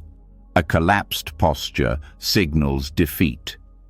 None of these are conscious choices, they are conditioned responses. When you gently adjust your posture, opening the chest, relaxing the shoulders, softening the jaw, you send a signal to the nervous system that it can stop bracing. Your body begins to trust the environment again. This trust allows tension to release. Breath is another doorway into somatic detachment. Breath responds instantly to emotion. When you're stressed, breath becomes shallow. When you're anxious, it becomes tight. When you're afraid, it pauses. Learning to notice your breath shows you where your body is holding. Instead of trying to control the breath, the practice is to observe it, to watch how it moves, how it expands, how it contracts. This observation shifts you from autopilot to awareness. Slowly, the breath deepens on its own. The body lets go because you stopped interfering. Micro-tension awareness is a powerful tool. Instead of waiting for a large emotional reaction, you notice the small signs. The slight frown, the tightening around the eyes, the clenching of fingers, the curling of toes, the stiffening of the neck. These tiny contractions reveal where attachment lives. When you notice them early, you can soften before the emotion grows. This prevents emotional spirals and reduces stress before it builds. Letting go through the body also requires patience. Physical habits formed over years do not dissolve instantly. You are not trying to force relaxation. You are building a relationship with your body. You listen to its signals, respond with kindness, and offer it space. The body learns to release through safety, not pressure. When you show it that it doesn't need to brace for danger, it begins to let go naturally. This process is slow, but deeply transformative. Another part of somatic detachment is learning to feel sensations without reacting. When tension arises, most people immediately try to fix it, stretching, forcing relaxation, distracting themselves. But true release comes from feeling the sensation fully without resistance. You observe the tightness, the heat, the contraction. You let it exist. When you stop fighting the tension, the body stops amplifying it. Sensation completes its cycle and dissolves. This practice also strengthens your ability to stay present. The body only exists in the now. When you observe your physical sensations, you return to the present moment. You stop drifting into stories or worries. You become grounded in the physical reality of your experience. This grounding stabilizes the mind and reduces emotional intensity. Detachment becomes easier because you are not lost in mental narratives. You are anchored in the body's truth. Somatic detachment also allows you to access emotions stored deeply within. Sometimes the body holds emotions that the mind has pushed away. When you soften tension, these emotions rise to the surface: sadness, fear, frustration, or vulnerability. Meeting these emotions without resistance allows them to release. The body lets go of what it has carried for years. You feel lighter, not because you talked through the emotion, but because your body finally released it. Working with the body also changes how you respond to stress. Instead of tightening, you learn to soften. Instead of bracing, you breathe. Instead of collapsing, you ground your feet. These small adjustments create resilience. You stop letting stress control your physical state. You meet challenging moments with presence rather than reactivity. This is somatic wisdom, the ability to remain steady through physical awareness. Another powerful aspect of this practice is understanding that the body communicates before the mind interprets. If you learn to listen to the body's signals early, you prevent emotional overwhelm. You notice when anxiety is starting instead of when it peaks. You notice when sadness is building instead of drowning in it. You notice when frustration is rising before it becomes anger. This early awareness allows you to respond with clarity. Somatic detachment also brings you closer to yourself. When you observe your body with kindness, you develop intimacy with your inner world. You feel connected to yourself rather than distant. You understand what your body needs. You understand what it fears. You understand how it protects you. This connection brings a softness that spreads through your entire being. As this practice deepens, you begin to notice how physical release impacts your emotional state. A relaxed jaw softens anger. A deep breath calms fear. An open posture reduces insecurity. Tension held in the body often amplifies emotional difficulty. When the body releases that tension, emotional clarity follows. This connection makes it easier to meet life without gripping. Letting go through the body also teaches you humility. You realize that many reactions are unconscious and automatic. You understand that your body holds old stories you didn't choose. This reduces self-judgment. You stop blaming yourself for tension. You begin to see your body as a partner rather than an obstacle. This compassion accelerates healing. In time, your body learns the feeling of release. It becomes familiar with softness. It recognizes safety. Tension becomes easier to notice and easier to let go of. Your entire physical system shifts from survival mode to presence. This creates a foundation for deeper psychological and spiritual detachment. As the body relaxes, the mind follows. Thought loops weaken. Emotional storms calm. Inner pressure dissolves. You begin to experience a quiet peace that doesn't depend on perfect circumstances. And from this grounded state, you move toward the next teaching, how loss, instead of emptying you, can open space within you that you never knew existed. As the body learns to release its hidden tension, something inside you becomes steady in a new way. Your breath moves more freely, your posture softens, your inner world feels less crowded by old reactions. But with this new spaciousness comes an unexpected awareness. Space often feels frightening at first. When the body lets go, it creates openings, and openings remind you of loss.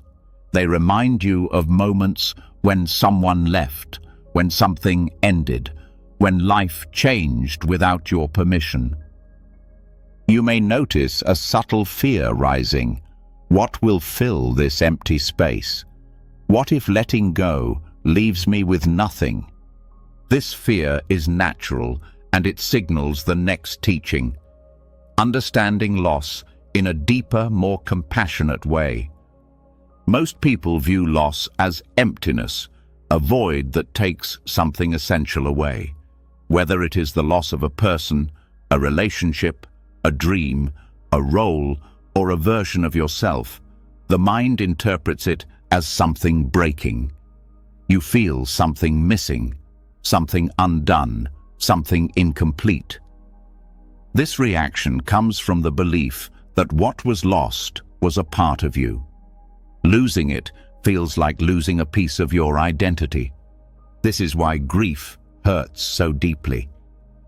But there is another side to loss that often goes unseen. Loss removes what once filled space, and in doing so, it reveals new capacity. Capacity for growth, capacity for resilience, capacity for curiosity, capacity for creativity, capacity for deeper connection, capacity for a new kind of self-awareness, capacity that was previously hidden by what occupied that space. Loss does not simply take, it also makes room. Allowing loss to reveal capacity begins with giving yourself permission to grieve without judgment. Grief is not a mistake. It is not weakness. It is not a sign that you failed to detach. Grief is the natural response to change. It shows you what mattered. It reveals the depth of your connections. It exposes the tender parts of your heart. When you stop resisting grief, you allow it to shape you instead of break you. Grief becomes a teacher instead of a prison. One of the first shifts in this practice is realizing that emptiness is not the same as absence. Emptiness is potential. Absence is only the mind's interpretation of what is missing. When you sit with emptiness without labeling it as loss, you start to feel something subtle, a quiet spaciousness. This spaciousness is not the void your fear imagines. It is inner room you never knew you had.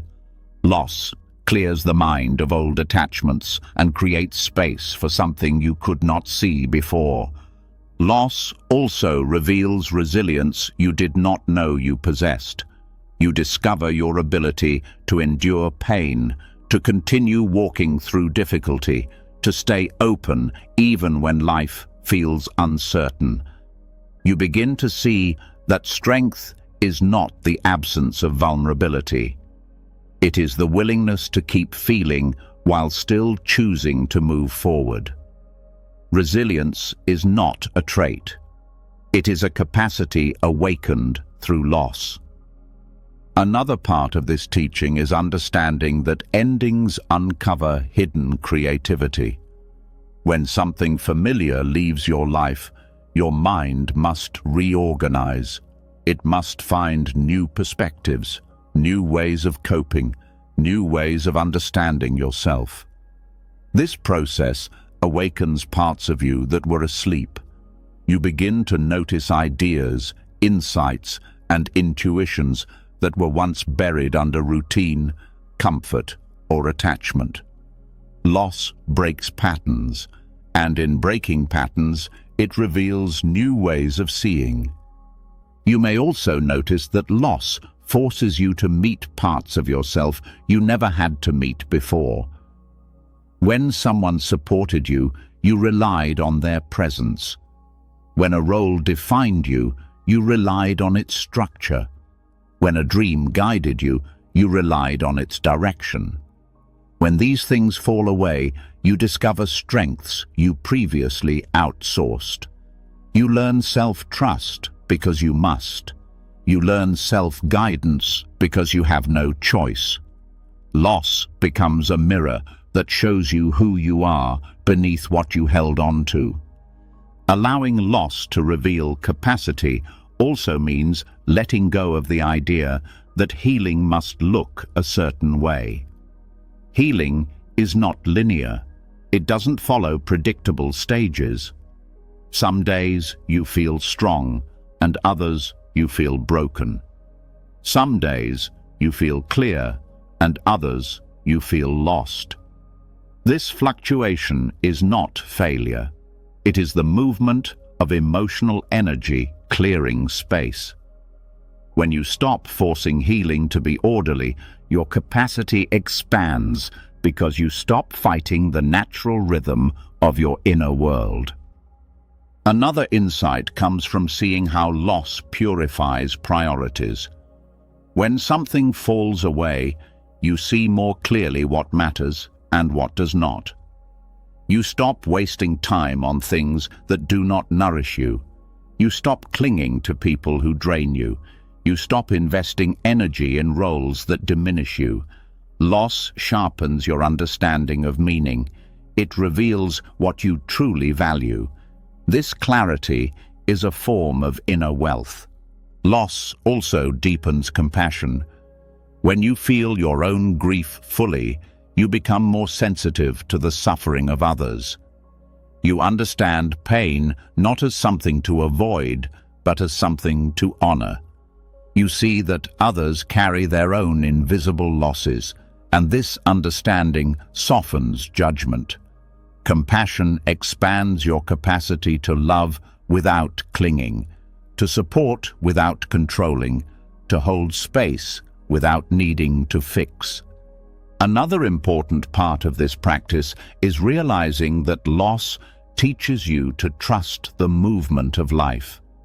You begin to see that endings are not punishments, but transitions. Even when something leaves unwillingly, even when the loss feels unfair, life continues to unfold. When you witness yourself surviving losses you once thought impossible, your trust deepens.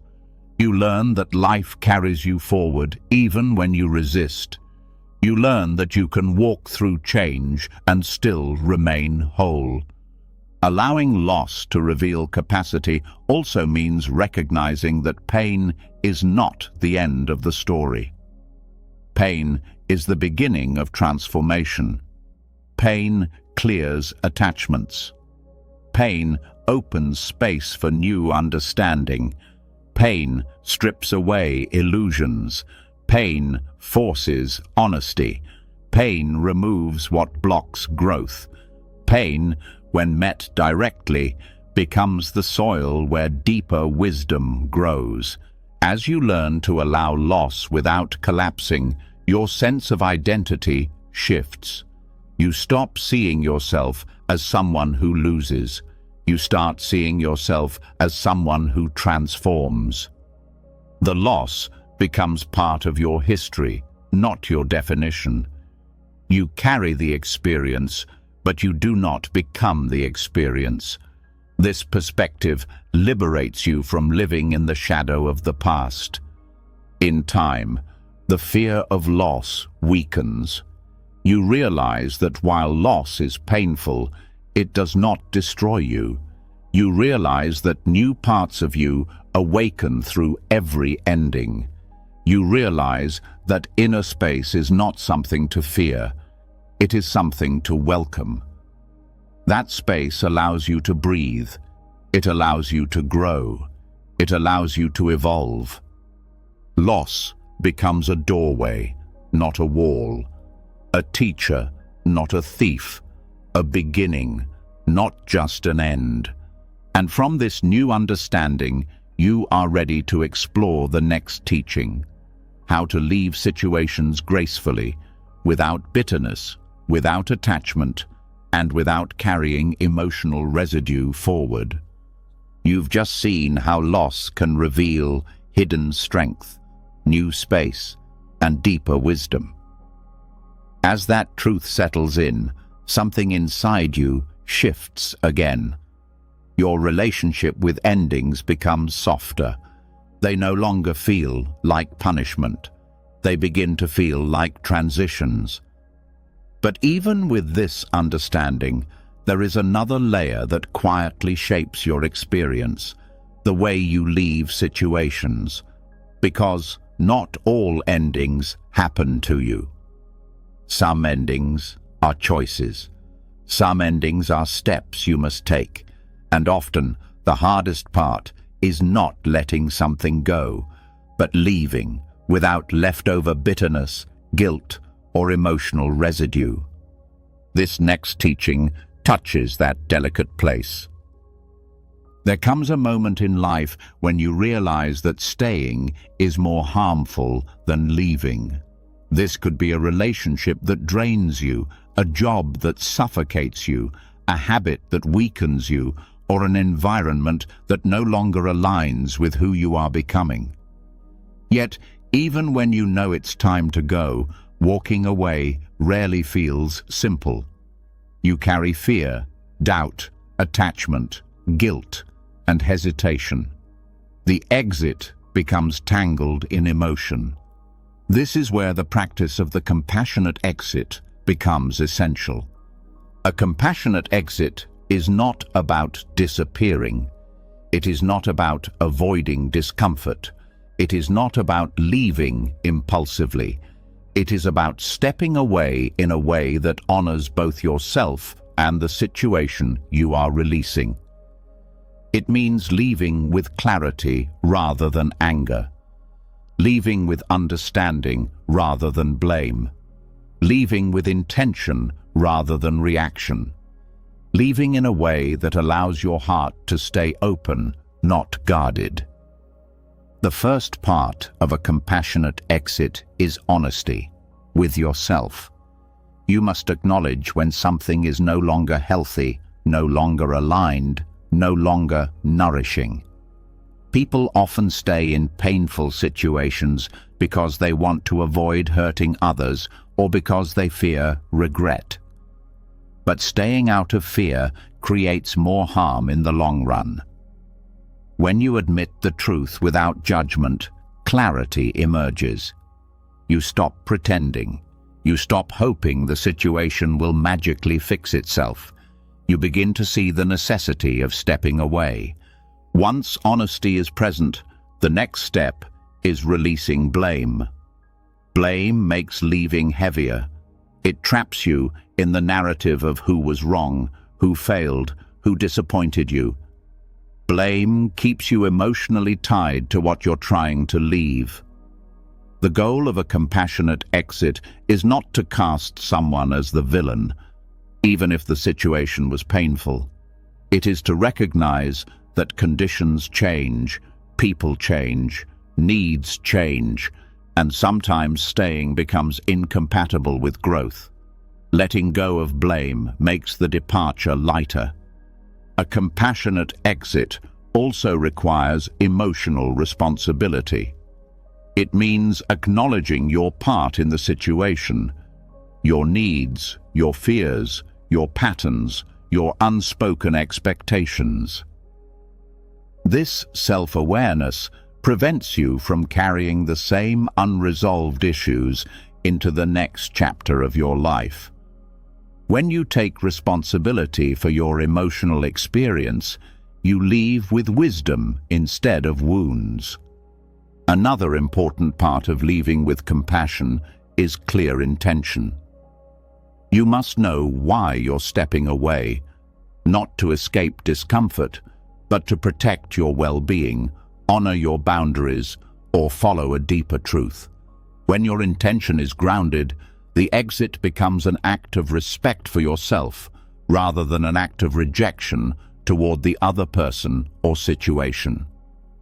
One of the subtler skills in a compassionate exit is recognizing when explanation is needed and when it will create more harm.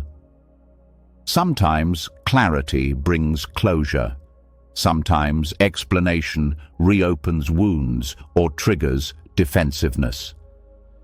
Compassion means sensing what creates the most peace for everyone involved. It is not your responsibility to make someone fully understand your decision, but it is your responsibility to act with respect.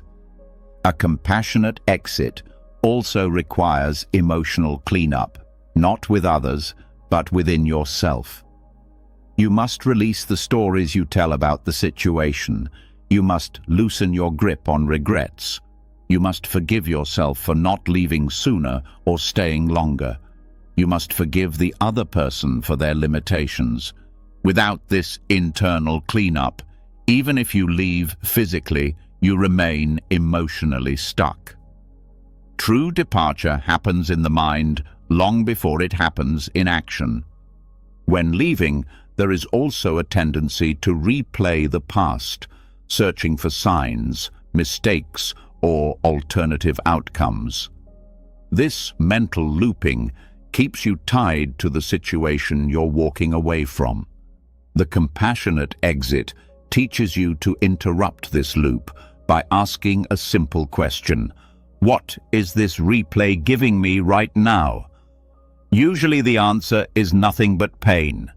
Redirecting attention to the present helps prevent emotional residue from piling up. Another essential part of this practice is setting boundaries with yourself. The mind will naturally revisit old attachments. It will want to check in, reattach, bargain, or reopen old conversations.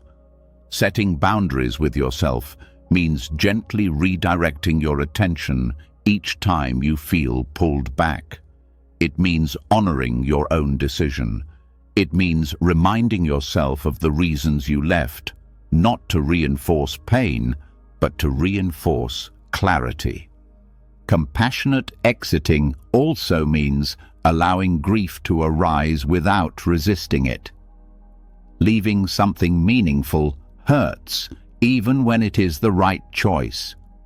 A compassionate exit does not bypass grief, it respects it. Grief shows the depth of your connection.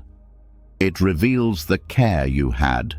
It honors what was shared. When you let yourself feel the grief fully, it moves through you instead of getting stuck. This prevents bitterness from forming. Another aspect is learning to leave without burning bridges unless necessary. Sometimes distance is needed. Sometimes silence is needed. Sometimes firm boundaries are needed. But burning bridges out of anger creates more emotional residue. A compassionate exit leaves the bridge intact, even if you choose never to cross it again. This keeps your heart clean. Compassionate exiting also means not carrying the identity the situation gave you. If a job made you feel inadequate, you don't take that identity with you. If a relationship made you feel unworthy, you don't let that belief follow you. If a habit made you feel weak, you don't label yourself as weak. Leaving means shedding the identity you built inside that chapter. You step into the next phase without dragging old stories behind you. This practice teaches you that endings can be acts of love. Love for yourself, love for your well-being, love for your growth. A compassionate exit does not mean you didn't care. It means you cared enough to leave in a way that protects dignity. It means you choose peace over chaos. It means you release without revenge. When you leave with compassion, you create emotional space for new experiences. You welcome new relationships without comparing them to the old. You enter new environments without carrying mistrust. You explore new opportunities without the fear that history will repeat itself. You open to life again with a steady heart. In time, compassionate exiting becomes a deep form of wisdom. The ability to walk away without turning cold, to close doors without slamming them, to release without becoming bitter. This wisdom keeps your heart open even through endings. And with this open heart, you are ready to explore the next teaching. The subtle but powerful moment before reaction, the space where true liberation begins. You've just explored how to leave situations with clarity instead of bitterness, and something subtle begins to shift inside you. You start to feel how much freedom comes from choosing your exits wisely, from walking away without poisoning your heart, from releasing without destroying yourself. But now, another layer quietly emerges. The realization that most suffering doesn't come from leaving or staying. It comes from the moments where you react. Those flashes where emotion takes over before awareness has a chance to step in. Those tiny instants where you tense, defend, lash out, shut down, or overthink before you even realize what you're doing. This is where the deepest work happens. You are now ready to explore the most powerful pause in human experience, the moment before reaction. There is a space inside every experience, so small that most people never notice it. A gap between stimulus and response. An opening before emotion becomes behavior. A breath before the mind leaps into old patterns. This gap is where your entire spiritual practice comes alive, because in that gap, you are not your conditioning, you are not your past, you are not your habit, you are not your fear. You are pure awareness, choosing how to meet the moment. Most people live their lives skipping over this space entirely. Life triggers them, and they respond instantly. Someone raises their voice, and irritation surges. Someone criticizes them, and defensiveness rises. Something doesn't go as planned, and frustration appears. A memory surfaces, and sadness returns. A fear enters, and they panic. These reactions feel automatic, but they are not destiny. They are habits. Habits formed through years of repetition. The sacred gap is always there, but old conditioning fills it so quickly that you never see it. The first step in reclaiming this space is recognizing that reaction is not the same as response. Reaction is immediate, unconscious, driven by survival instincts. Response is conscious, chosen, and rooted in awareness. Reactions happen to you. Responses come from you. When you develop awareness of the gap, you gain the ability to respond rather than react. This is the foundation of liberation. This practice begins with slowing down your noticing. When a trigger arises before your mind forms a thought, your body reacts first. A tightening in the chest, a shift in breathing, a quickening of the pulse, a tension in the jaw. These sensations are early indicators that reaction is forming. If you can recognize these micro-signals, you enter the sacred gap. You interrupt the automatic pattern. The reaction loses its authority. The gap becomes wider when you name what is happening. Simply saying internally, reactivity is rising, or tension is here, brings you into awareness. Naming breaks the unconscious chain that leads to automatic behavior. You stop being inside the reaction and begin observing it. Observation itself is a form of freedom. You become the witness rather than the actor swept away by emotion. Another powerful aspect of the sacred gap is the breath. The breath always exposes your state before your mind does. When you feel your breath becoming shallow or irregular, that is the doorway. Instead of tightening into reaction, soften into awareness. Don't force the breath to behave. Simply notice it. This noticing pulls you out of unconsciousness.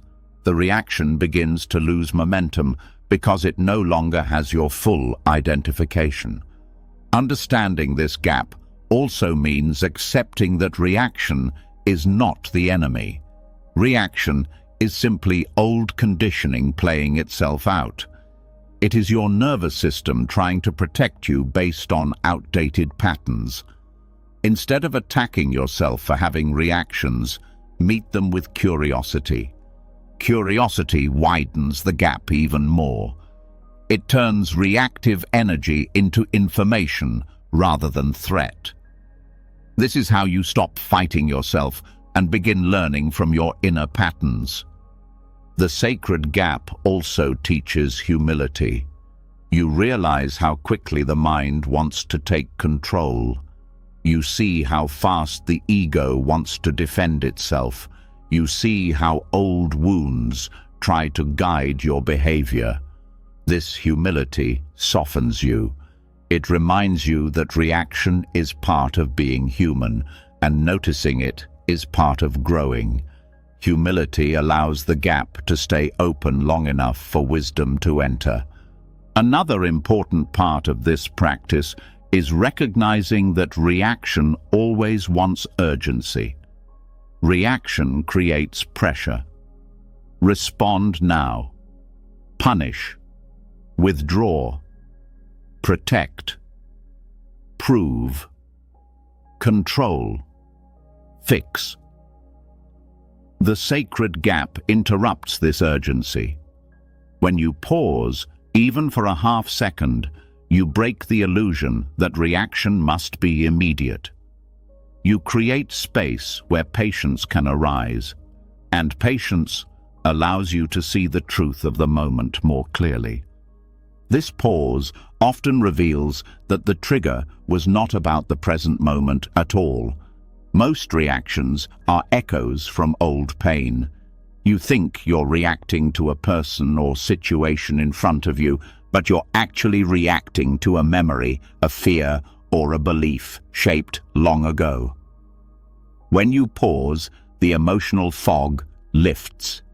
You begin to distinguish between the past and what is actually happening now. This clarity transforms your inner world. The gap also reveals something surprising. Reaction loses its power when you do not feed it. A reaction gains strength when you immediately obey it. When you pause, the reaction collapses. Not because you suppressed it, but because you stopped energizing it with automatic behavior. This is how you train your mind to stop pulling you into old loops. You break the pattern by refusing to reinforce it. With practice, the sacred gap becomes longer, not in time, but in awareness. What once felt like a split second begins to feel spacious.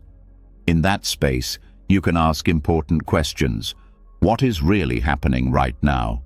What emotion is rising beneath this? What does my body feel? What does this moment actually need? What action aligns with who I want to be? These questions don't require long thought. They arise naturally when awareness enters the gap, and awareness always brings clarity. The sacred gap is also where compassion grows.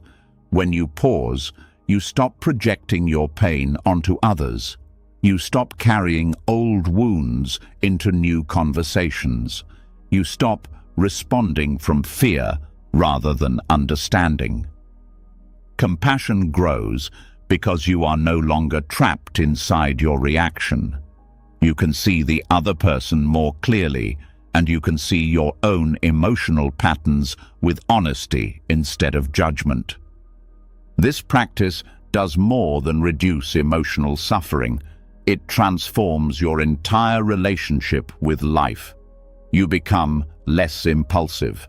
You become harder to provoke. You become more patient. You become more grounded. Your presence deepens because you stop losing yourself in every emotional wave. You learn to stay with yourself even in difficult moments. Over time, you begin to feel something profound. The gap is not just a pause. It is freedom. It is choice. It is clarity. It is the place where old patterns dissolve and new possibilities arise. It is the doorway between unconscious living and conscious living. It is where your awakening becomes practical. And as you begin to master this sacred pause, you are ready to step into the next truth, the one that reveals how much you cling not to your past self, but to the future version of you that you think you must become. You've just learned to recognize and enter the sacred gap before reaction, and something inside you begins to feel more spacious. You sense a growing steadiness, a growing ability to pause before falling into old habits. But as this power of the pause deepens, another pattern comes into focus, a quieter, more subtle attachment that doesn't live in the past or in your reactions, but in your vision of who you believe you should become. A future self you've been chasing for years. A future self you idolize. A future self that quietly pressures you every single day. This next teaching invites you to look at that inner attachment with honesty and tenderness. There is a version of yourself you carry in your mind, the ideal self, the one who is finally confident, finally healed, finally disciplined, finally successful, finally calm, finally complete. This imagined future self holds every quality you believe you lack. It becomes a symbol of the life you want and the person you hope to be. But instead of inspiring you, this image can begin to imprison you. It becomes something you measure yourself against constantly. Every flaw, every mistake, every slow day feels like failure because it does not match the ideal. This attachment to the future self creates hidden pressure. You push yourself to improve quickly. You criticize yourself for not growing fast enough. You compare your current life to the image in your mind. You believe happiness will come only once you become that perfect version of yourself. This creates a gap between who you are and who you think you must be. And you live trapped between the two, never fully resting. The first layer of this teaching is recognizing how deeply this ideal self influences your behavior. It governs your self-talk. It shapes your goals. It drives your perfectionism. It fuels your impatience. It makes you postpone joy until you reach a certain level of achievement or self-mastery. You start believing that you must arrive somewhere before you are allowed to feel peaceful. But this ideal self is always moving. No matter how far you climb, the image shifts, grows, and sits at the next horizon. It is an endless chase. Detaching from the future self you idolize means understanding that growth is not wrong, but worshipping an ideal self creates suffering. When you cling to an imagined version of yourself, you stop appreciating the person you are today. You stop noticing your progress. You overlook your strengths. You judge your current state as inadequate. This judgment becomes constant pressure, and pressure blocks growth rather than supporting it. The practice begins with seeing how this idealized future self was created. It came from comparison, from cultural expectations, from childhood wounds, from social pressure, from old fears, from dreams you formed before you understood yourself fully. The future self is not a destiny. It is a collage of influences. When you understand this, you stop treating it as a sacred truth. It loses its authority.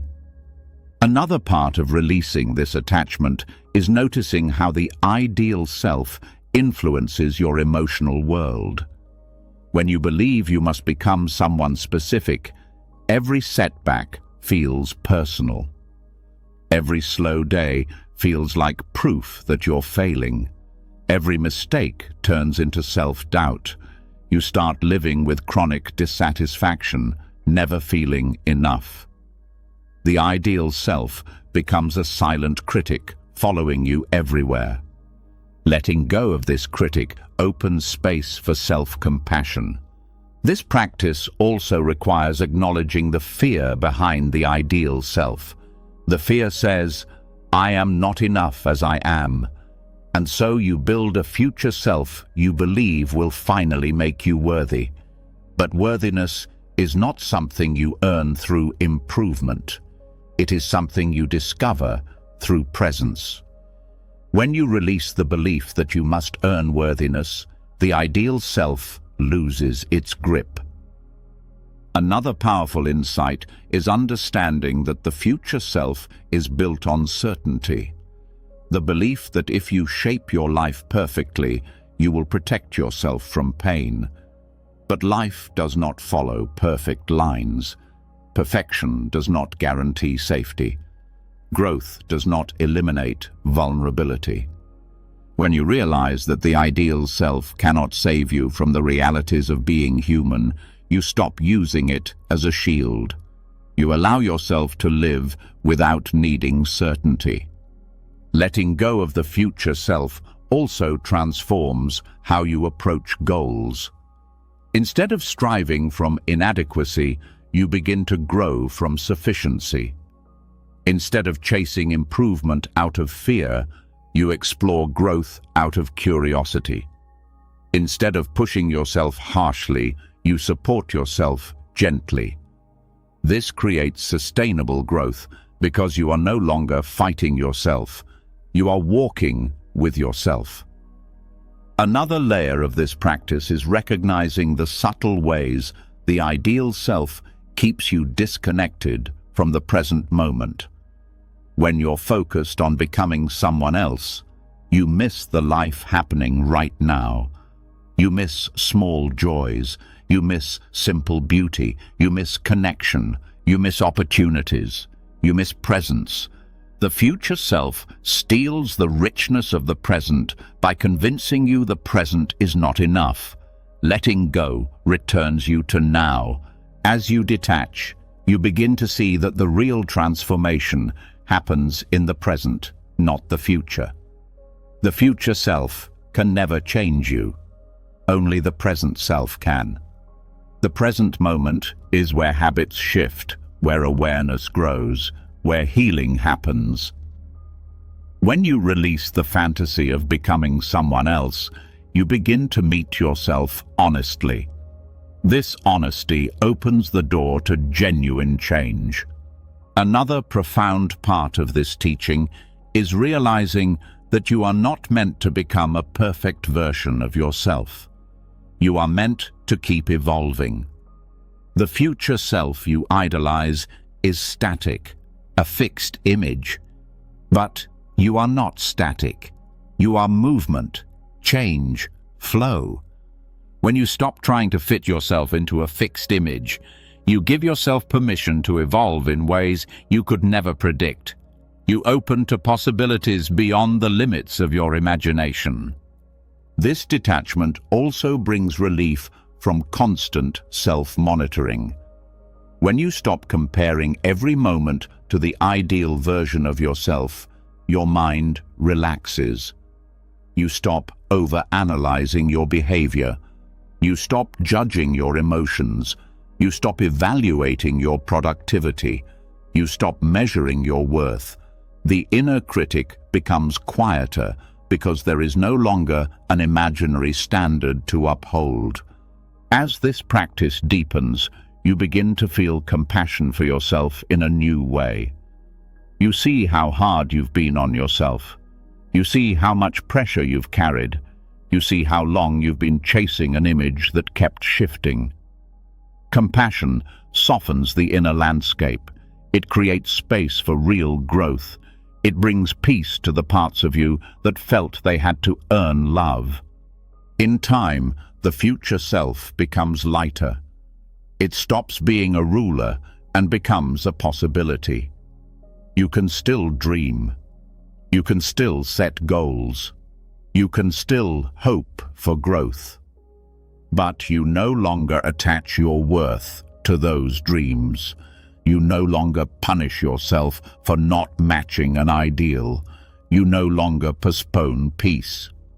Growth becomes an expression of your inner freedom, not a requirement for it. And as this pressure dissolves, your attention naturally turns toward another form of clinging, the attachment to closure, the need for every story to make sense before you can rest. This is where your next step begins.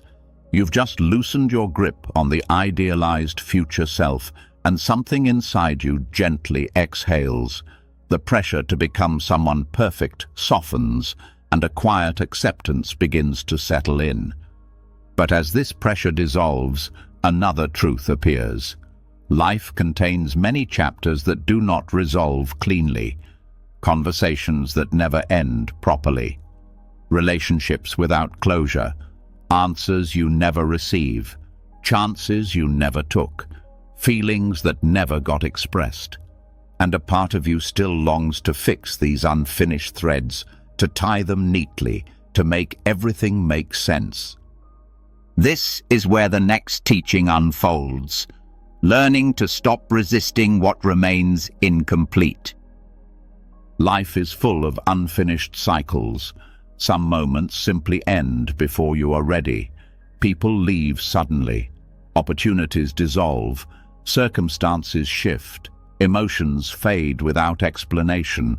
Stories stop mid-sentence. The human mind is uncomfortable with this. It wants the world to feel tidy, coherent, resolved.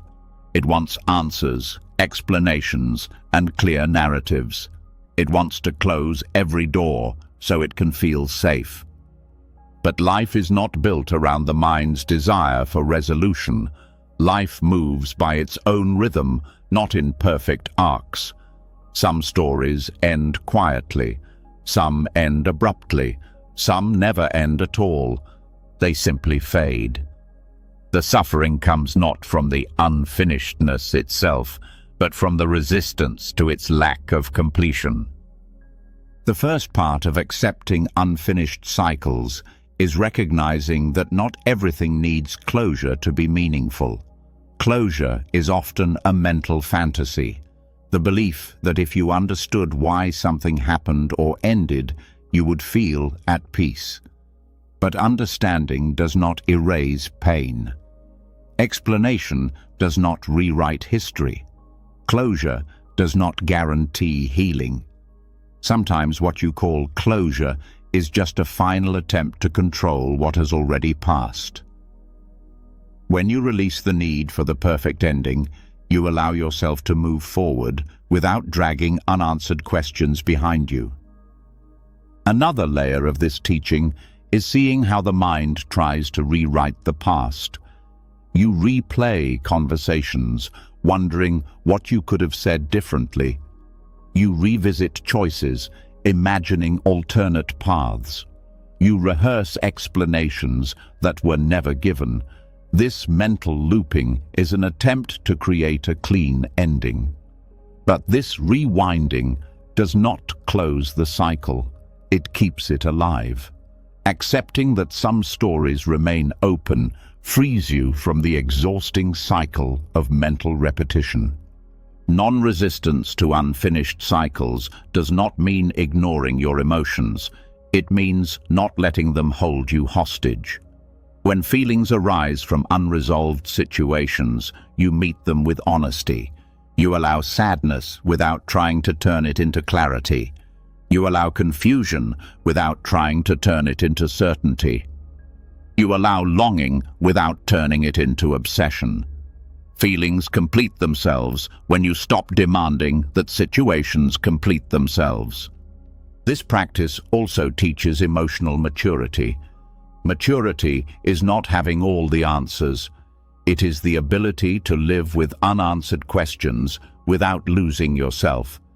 It is the capacity to hold discomfort gently instead of trying to erase it. It is the willingness to move forward even when the story did not end the way you wanted. This kind of maturity brings peace because it stops the inner war with reality. Another important insight is understanding that unfinished cycles do not mean failure. Many people believe that if something ended without resolution, they must have done something wrong. But life ends chapters for reasons you may never fully know. People leave because of their own timing, wounds, and growth. Opportunities dissolve because their purpose was already fulfilled. Change happens because it must. Releasing the belief that every ending must make sense removes the burden of self-blame. Non-resistance also invites you to see beauty in the incomplete.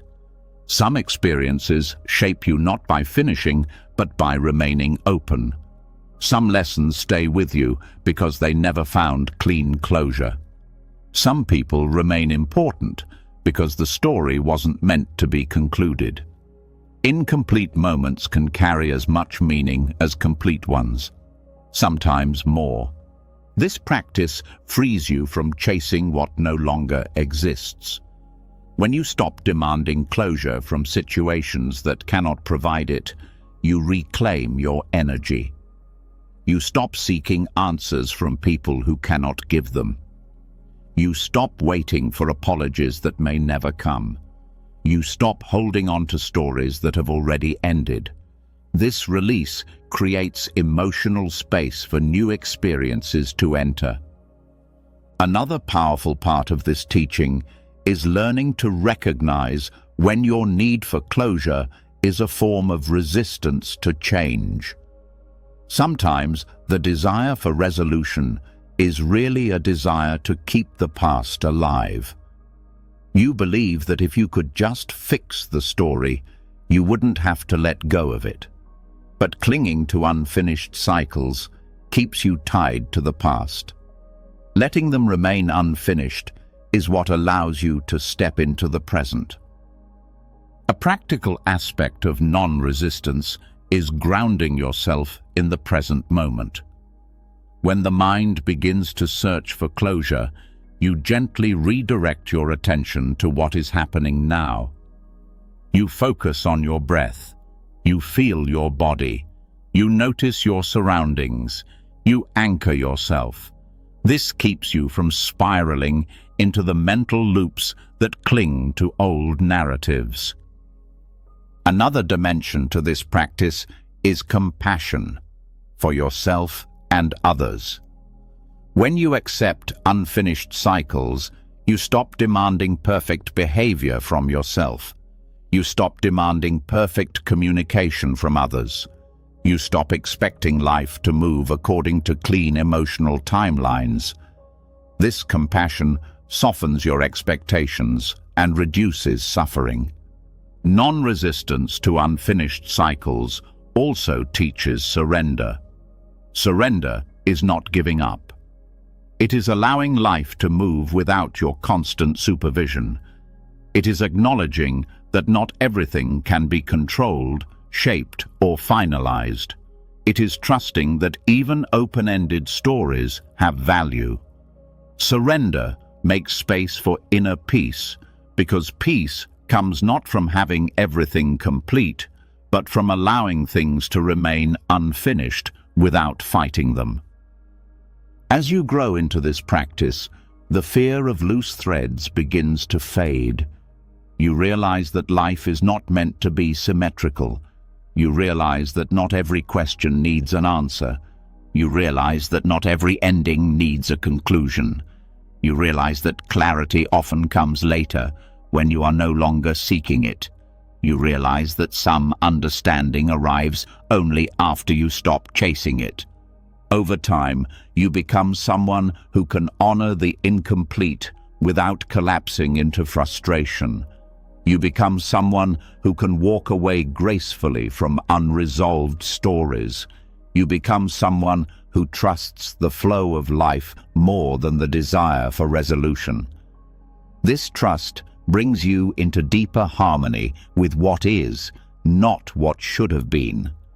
And as this acceptance settles into your heart, you grow ready to face another subtle form of clinging, the quiet hunger for emotional validation, the longing for others to soothe wounds that can only be healed from within. You've just opened yourself to the truth that not every story receives a perfect ending. Something in you loosens when you stop forcing closure, when you stop chasing the answers that will never arrive, when you finally allow life to be unfinished. But as this surrender deepens, another pattern quietly rises from beneath the surface, a softer, more subtle attachment. It shows up in the way you wait for someone to reassure you, in the way you hope others will validate your feelings, in the way you look for signs that you matter, that you are understood, that you are seen. This longing seems gentle on the outside, but it shapes your emotional world more than anything else. You are now ready to step into this next layer, releasing the hunger for emotional validation. There is a quiet craving inside every person, a craving to be emotionally held by someone else. The desire to be understood, to be comforted, to be validated, to be reassured. This longing is not wrong, it is deeply human. But when this longing becomes your emotional foundation, it creates instability. Your inner state rises and falls, depending on how others respond to you. A kind word lifts you. A cold response discourages you. A delayed message worries you. A misunderstanding shakes you. Approval becomes relief, and absence becomes fear. The first step in releasing this hunger is recognizing that emotional validation is not the same as emotional support. Support is healthy. Connection is essential. But when you depend on others to stabilize your inner world, you lose your grounding. You hand over your peace. You hand over your worth. You hand over your emotional security. This dependency creates constant anxiety because you cannot control how others behave. This hunger often forms early in life. Many people grew up needing reassurance to feel safe, needing approval to feel loved, needing praise to feel worthy. These patterns continue into adulthood without being questioned. You may think you're seeking connection, but you're actually seeking permission to feel okay. This unconscious pattern becomes a quiet obsession. Every interaction becomes a test. Every silence becomes a threat. Every disagreement becomes proof of rejection. Breaking this cycle requires awareness, compassion, and truth. A powerful part of this practice is noticing the subtle ways you seek emotional validation. You may word things carefully to avoid disapproval. You may soften your truth to keep peace. You may over-explain your feelings, hoping someone will understand and reassure you. You may replay conversations in your mind to check how you were perceived. You may feel uneasy until someone confirms you are valued.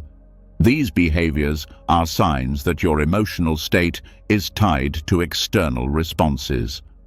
Releasing this hunger does not mean becoming emotionally cold or detached. It means learning to hold your feelings without needing someone else to make them acceptable. When you validate your own emotions, you reclaim your power. You learn to feel sadness without asking someone to make it okay. You learn to feel fear without needing reassurance. You learn to feel joy without needing permission. Self-validation is the foundation of emotional independence. Another essential part of this practice is understanding that others cannot consistently meet your emotional needs, not because they do not care, but because they are dealing with their own inner worlds. People are distracted, overwhelmed, busy, or emotionally unavailable at times. When you rely on them for stability, you set yourself up for disappointment. When you rely on yourself, you create a dependable foundation that does not shift with others' moods or availability. This practice also teaches you to stop making emotional interpretations. When someone doesn't respond with the warmth you hoped for, you interpret it as rejection. When someone is distant, you believe it means they don't care. These stories reinforce your craving. Detaching from these interpretations brings clarity. You begin to understand that people's reactions are often about their own state, not your worth. This insight weakens the craving for reassurance. Releasing the hunger for emotional validation requires learning to soothe yourself. When discomfort arises, you pause instead of seeking someone to fix it. You ground yourself. You breathe deeply. You name what you feel. You accept your emotions without judgment. This inner soothing becomes your emotional anchor. You stop relying on others to calm your storms, and your storms become less intense because you meet them with presence. Another part of this practice is removing the pressure of emotional reciprocity. When you open your heart to someone, you may expect them to respond with equal vulnerability or affection. When they don't, you feel hurt. This hurt comes from expectation, not from reality. Emotional reciprocity is not guaranteed. People express themselves differently. When you release the demand for mirrored emotional energy, your relationships become healthier. You give without contracting. You receive without interpreting. You love without bargaining.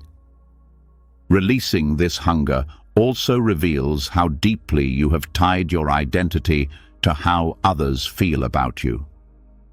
When someone withdraws affection, you question your worth. When someone misunderstands you, you question your clarity. When someone disapproves, you question your decisions.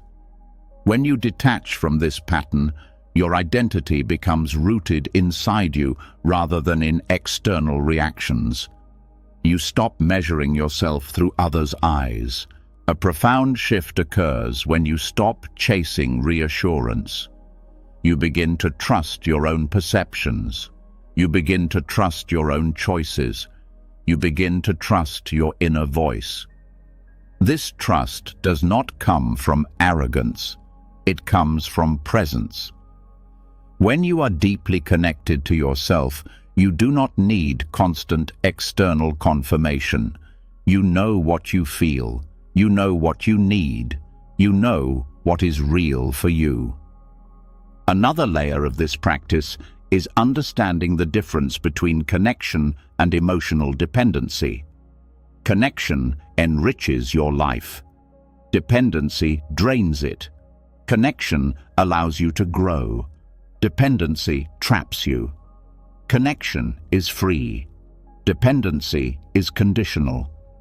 When you build relationships from emotional sufficiency rather than emotional hunger, you attract healthier dynamics. Your presence becomes calmer because it is not fueled by need. This practice also reveals which relationships were based on dependency rather than mutual respect. When you stop seeking constant validation, some connections weaken. The people who relied on your neediness for control or emotional significance may withdraw. This is not a loss, it is clarity. True connections deepen when neediness is replaced with authenticity. Self-validation also transforms conflict. When you no longer crave emotional reassurance, you stop collapsing into defensiveness or overreaction.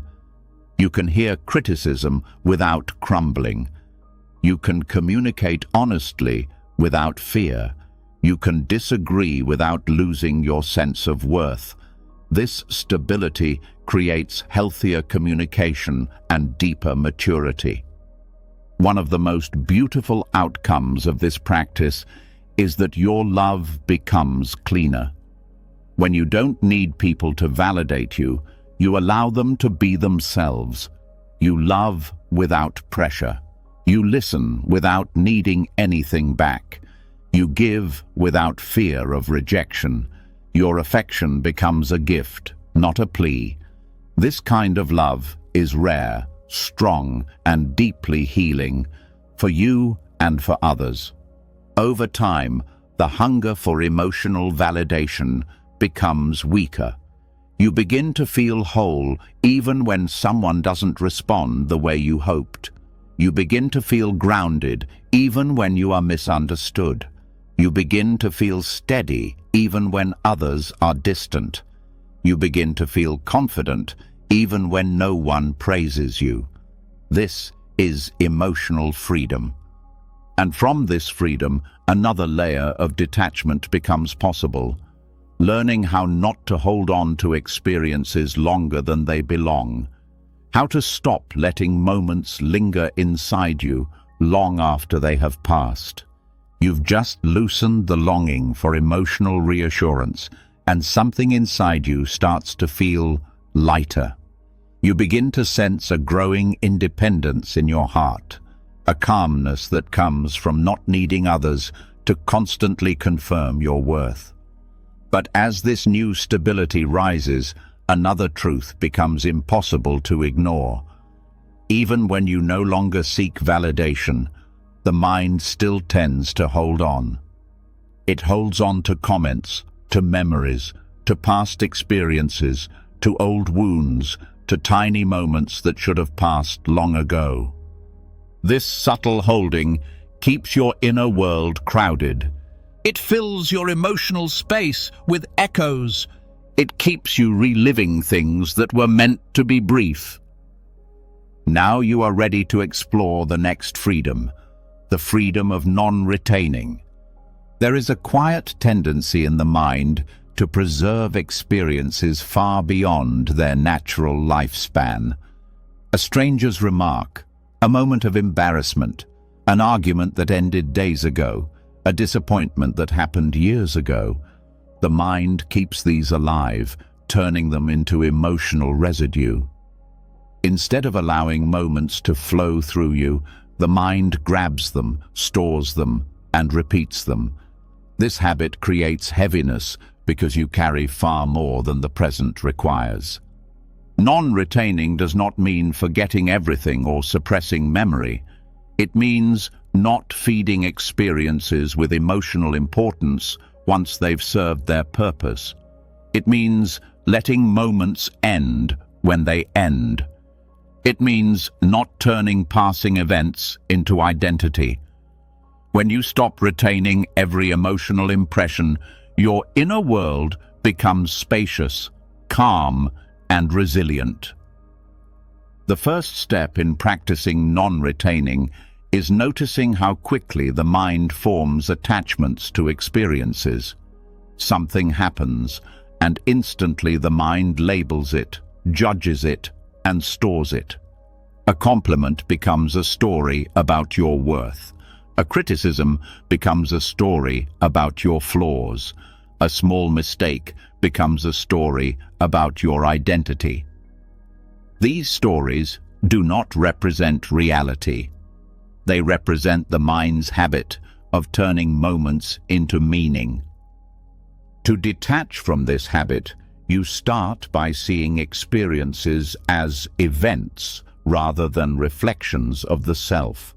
Someone's words are just words. A feeling is just a feeling. A situation is just a situation. None of these are permanent. None of these define you. None of these deserve to be carried as emotional weight. When you stop interpreting experiences as personal commentary on your worth, retention weakens. Non-retaining also requires understanding how long certain experiences should stay. Some moments need your attention briefly, to learn from, to understand, to process. But after that, they lose their usefulness. Yet the mind continues to revisit them, turning memory into suffering. Practicing non-retaining means recognizing the natural expiration point of an experience. Once it has taught you what it can teach, you let it dissolve. A powerful part of this practice is learning to feel without storing. When a strong emotion arises, you allow it fully. You feel sadness, anger, joy, fear, or disappointment with openness. But when the emotion finishes its natural cycle, you do not hold on to it through thought. You do not replay the moment. You do not analyze it endlessly. You do not weave it into identity. The emotion completes itself and becomes empty. This ability to feel deeply without retaining is a sign of emotional maturity. Non-retaining also teaches you to stop rehearsing the past. Rehearsal is one of the primary ways the mind keeps experiences alive. You replay scenes, predict how they could have gone differently, search for hidden meaning, or punish yourself for past decisions. This rehearsal does not protect you. It traps you. When you notice yourself looping mentally, you gently return to presence. You interrupt the habit by asking, "Does this need to stay?" Often, the answer is no.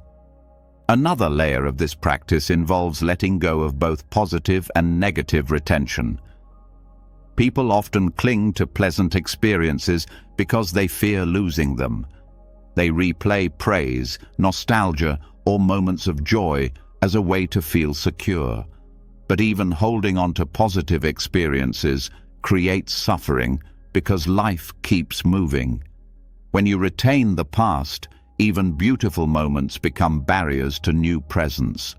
Non-retaining means appreciating moments fully, but not clinging once they pass.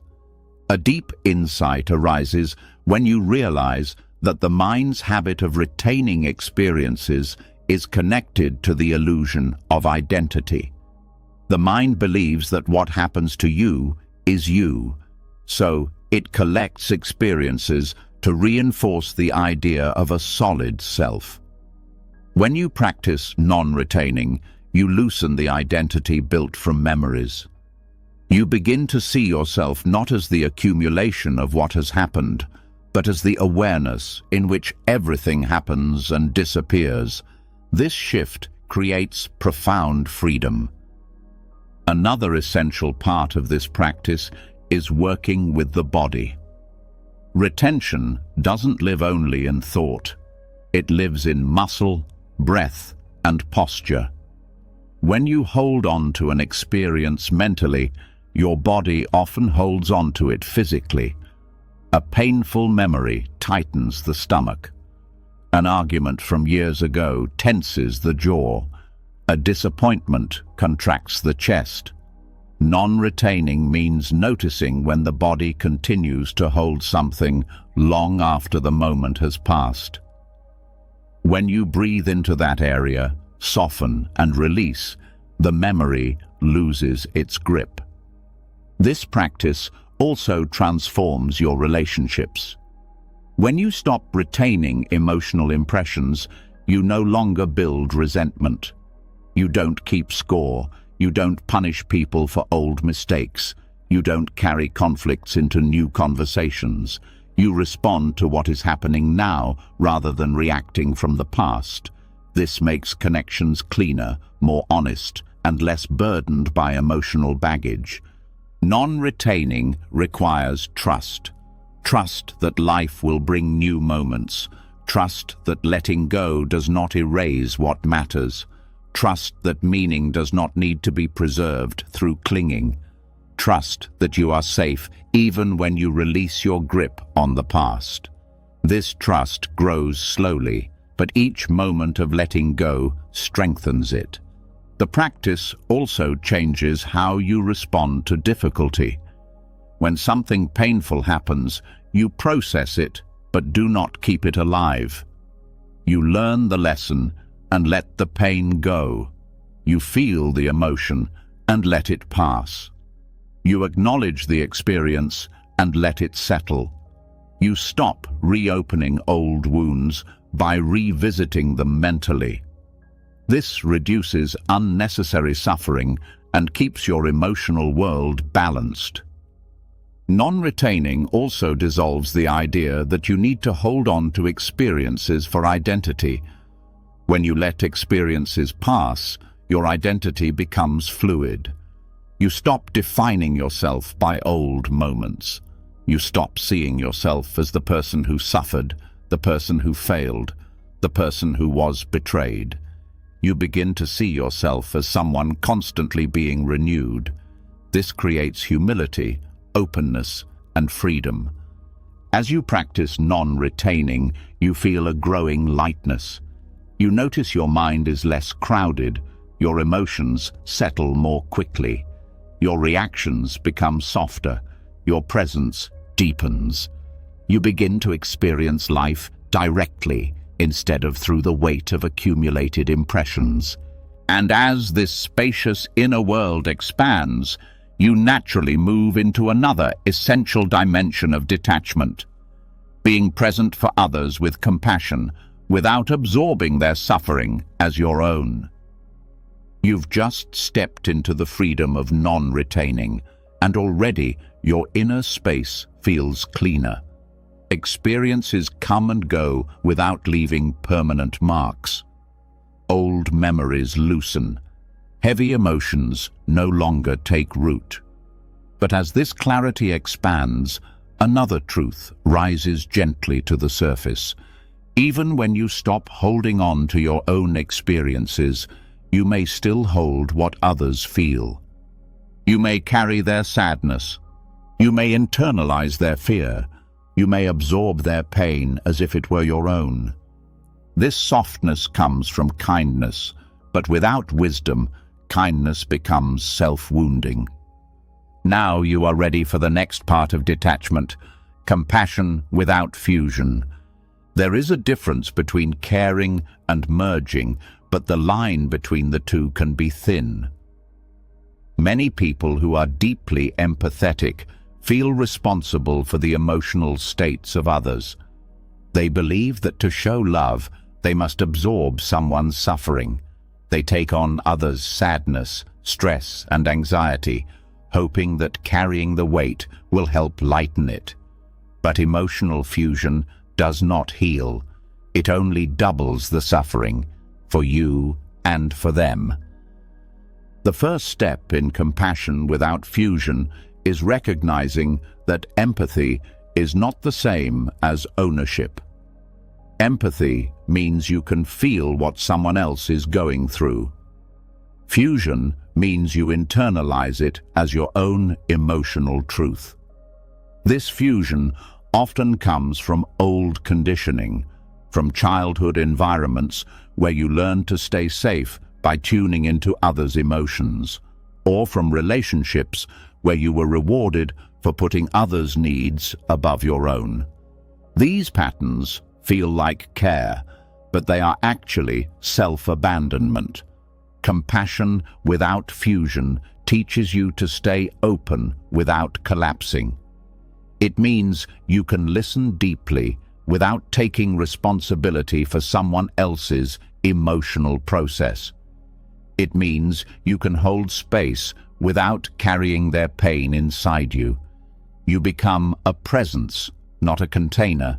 You become supportive, not absorbing. This is how compassion becomes sustainable. A powerful aspect of this practice is understanding the difference between connection and entanglement. Connection honors the boundaries between two people. Entanglement dissolves them. When you fuse with another person's suffering, you lose clarity. You can no longer see what belongs to you and what belongs to them. This creates confusion and exhausts your emotional energy. Compassion without fusion restores this clarity. To develop this practice, begin by noticing your body. When someone shares their pain, your body often responds before the mind. Your chest tightens, your breath shortens, your shoulders rise. This physical response is your nervous system trying to match the other person's emotional energy. By observing these sensations early, you can prevent emotional fusion before it happens. Compassion without fusion requires grounding. Grounding means staying anchored in your own inner space, even when someone else is emotional. You feel your feet, your breath, your body. You maintain awareness of your own emotional state. This grounding creates a boundary that is not rigid but porous. You can feel what others feel, but you are not consumed by it. Another essential part of this teaching is understanding responsibility. You are responsible for showing kindness, presence, and support. You are not responsible for fixing someone's emotions, carrying their burdens, or healing their wounds. The belief that you must solve someone else's emotional pain is a hidden form of attachment. It keeps you entangled in their suffering and prevents them from developing their own emotional resilience. Compassion empowers. It does not rescue. You also learn to trust that others are capable of carrying their own experience. Emotional fusion often arises from fearing that someone cannot handle their emotions. So you step in too far, too deeply, too quickly. But when you believe in another person's capacity, your presence becomes supportive without becoming invasive. You offer understanding, not absorption. You offer care, not rescue. You offer listening, not merging. Compassion without fusion also transforms communication. Instead of reacting to someone's suffering with anxiety or over-involvement, you learn to respond with calm presence. This calmness is not detachment in the cold sense. It is emotional steadiness. Your steadiness becomes grounding for the other person. You show them that pain can be held without panic, that emotions can move without overwhelming. Your calm becomes a mirror that helps them access their own strength. Another key aspect of this practice is relating to emotions as energy, not identity. When someone expresses intense emotion, it is easy to mistake that emotion as something solid, something that needs to be carried. But emotions are movements. They rise, peak, and fall. When you fuse emotionally, you freeze the movement. When you stay compassionate without merging, you allow their emotions to keep moving through them, not into you. Boundaries are essential, not walls, boundaries. Walls shut people out. Boundaries allow connection but protect your inner world. Setting boundaries means recognizing when you are reaching your emotional limit. It means stepping back when you feel overwhelmed. It means saying no without guilt. It means protecting your peace without abandoning your care. Compassion without fusion also requires self-respect. When you respect your emotional space, you refuse to let others' chaos define your inner state. You understand that being a supportive presence does not mean sacrificing your internal equilibrium. Respecting yourself allows you to give from fullness rather than emptiness. This makes your compassion healthier and more sustainable.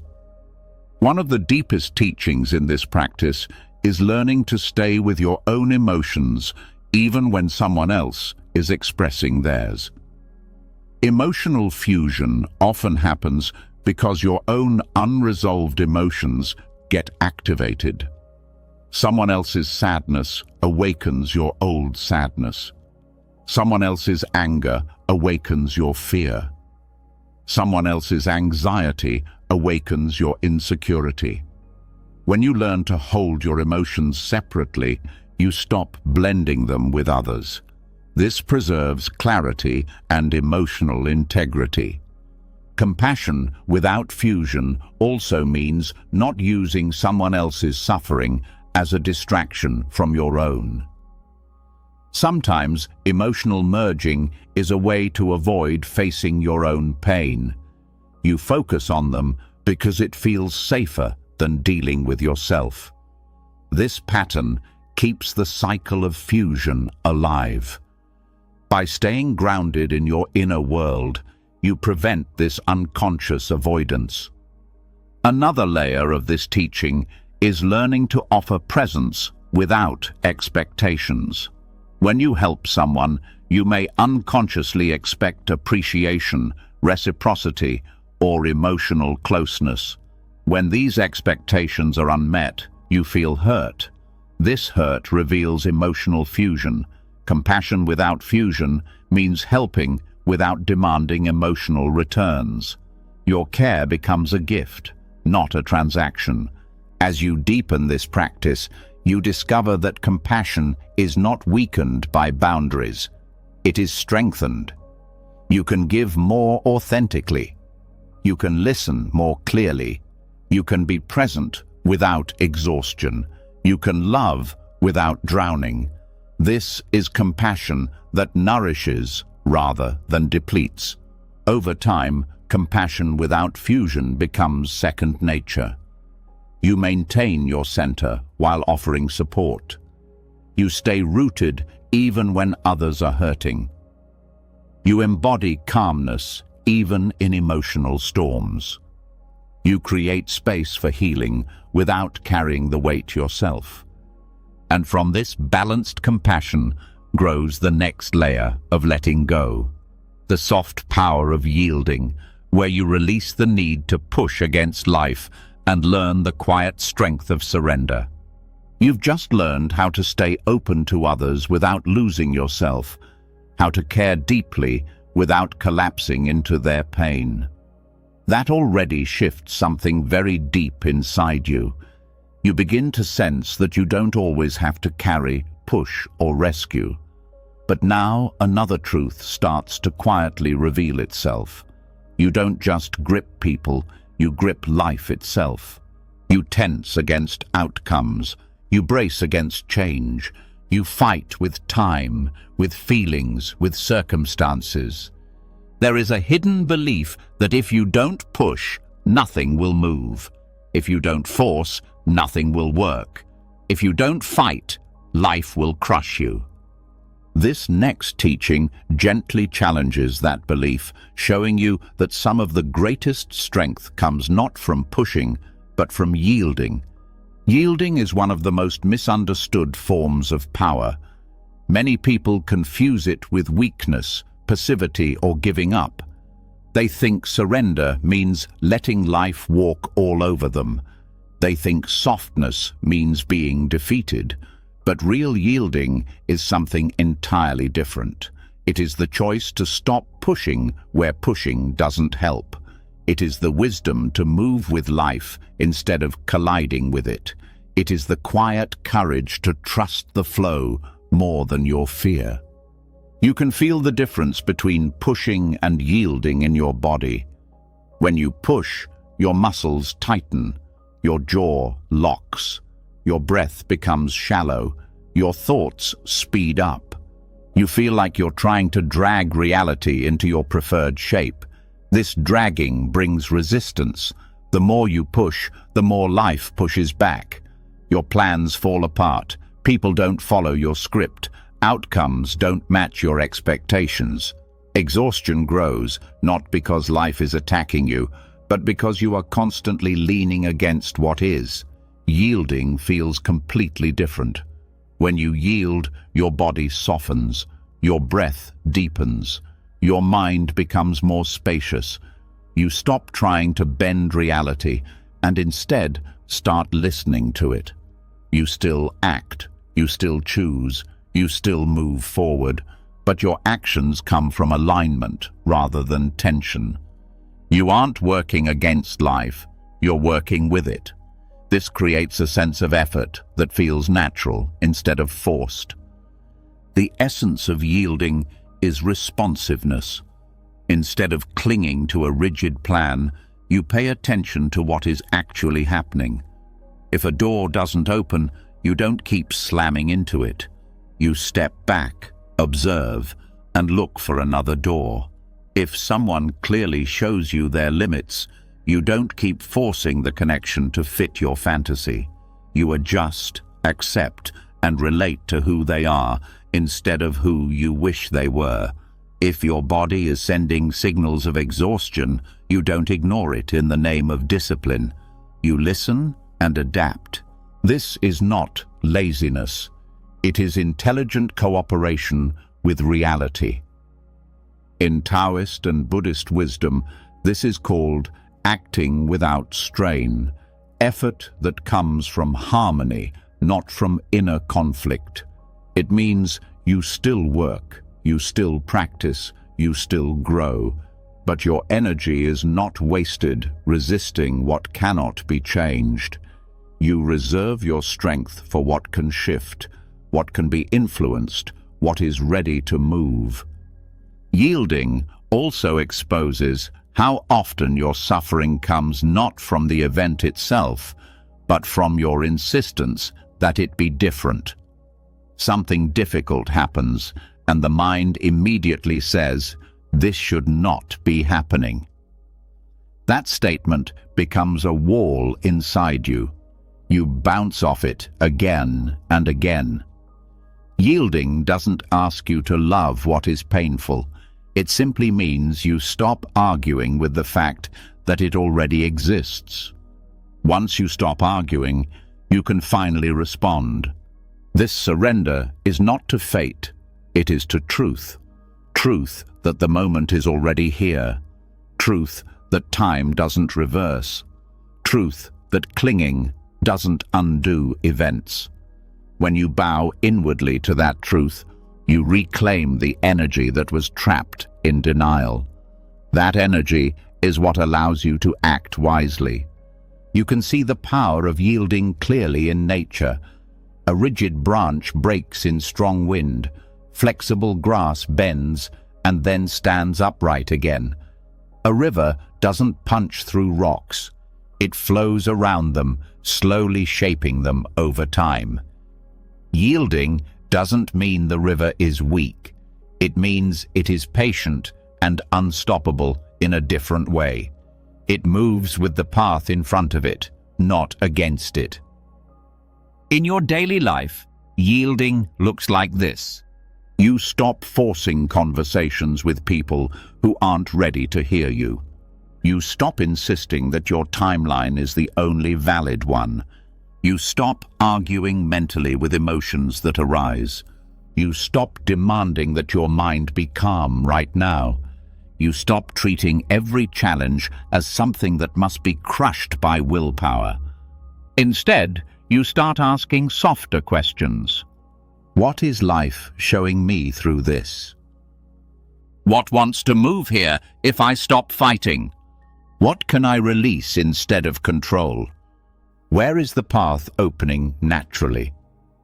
These questions are the language of yielding. They turn you from a fighter into a listener, from a controller into a participant. Yielding also helps you see the difference between resistance and wise boundaries. Yielding does not mean you allow harmful situations to continue. It does not mean you say yes when you need to say no. It does not mean you abandon your voice.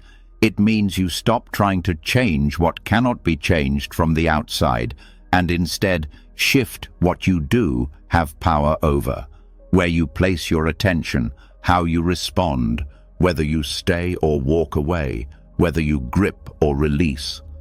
Sometimes yielding will mean stepping back, not in defeat, but in clarity. You recognize that no amount of pushing will transform certain dynamics, and so you choose not to spend your life wrestling them. You let go of the fantasy that you can bend everything into your preference. You allow some things to be as they are without giving them the power to dictate your inner peace. Yielding is deeply linked to trust. Not blind trust that everything will be pleasant, but grounded trust that you can meet whatever comes. When you don't trust yourself, you cling to control. When you begin to trust your capacity to adapt, you relax your grip. You know that even if events change unexpectedly, you will be able to respond. This confidence makes surrender easier, because surrender doesn't feel like falling into emptiness. It feels like resting into your own resilience. There is also a spiritual dimension to yielding. When you stop trying to manage every detail of your life, you become available to a kind of guidance that cannot be accessed when you are tense. Intuition gets louder. Insight appears more often. Synchronicities become noticeable, not because the world suddenly changed, but because your inner noise quieted enough to notice the signals that were always there. Yielding creates silence where wisdom can speak.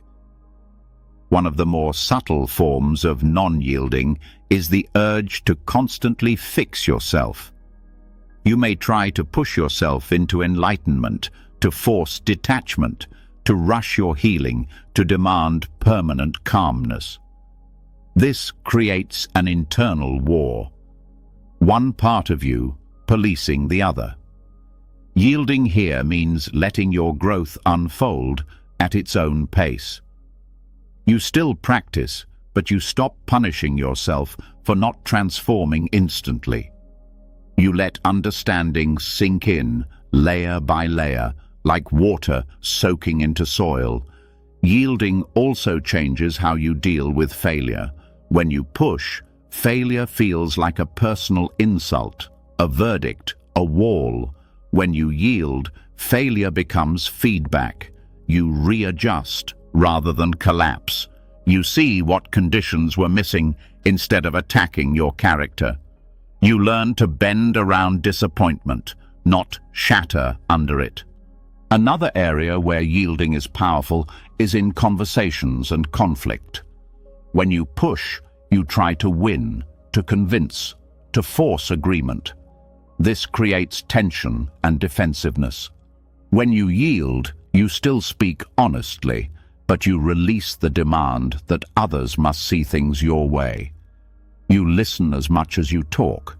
You allow differences to exist without needing to erase them.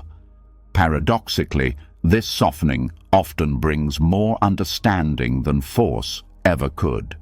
Yielding doesn't remove all pain from life. Things will still end. People will still leave. Plans will still fail. Emotions will still rise. But when you stop pushing against these waves and start moving with them, suffering decreases. Pain may still visit, but it doesn't become a permanent resident. You are no longer torn between what is and what should be in every moment. that inner split starts to heal. Over time, yielding becomes less of a technique and more of a posture you live from.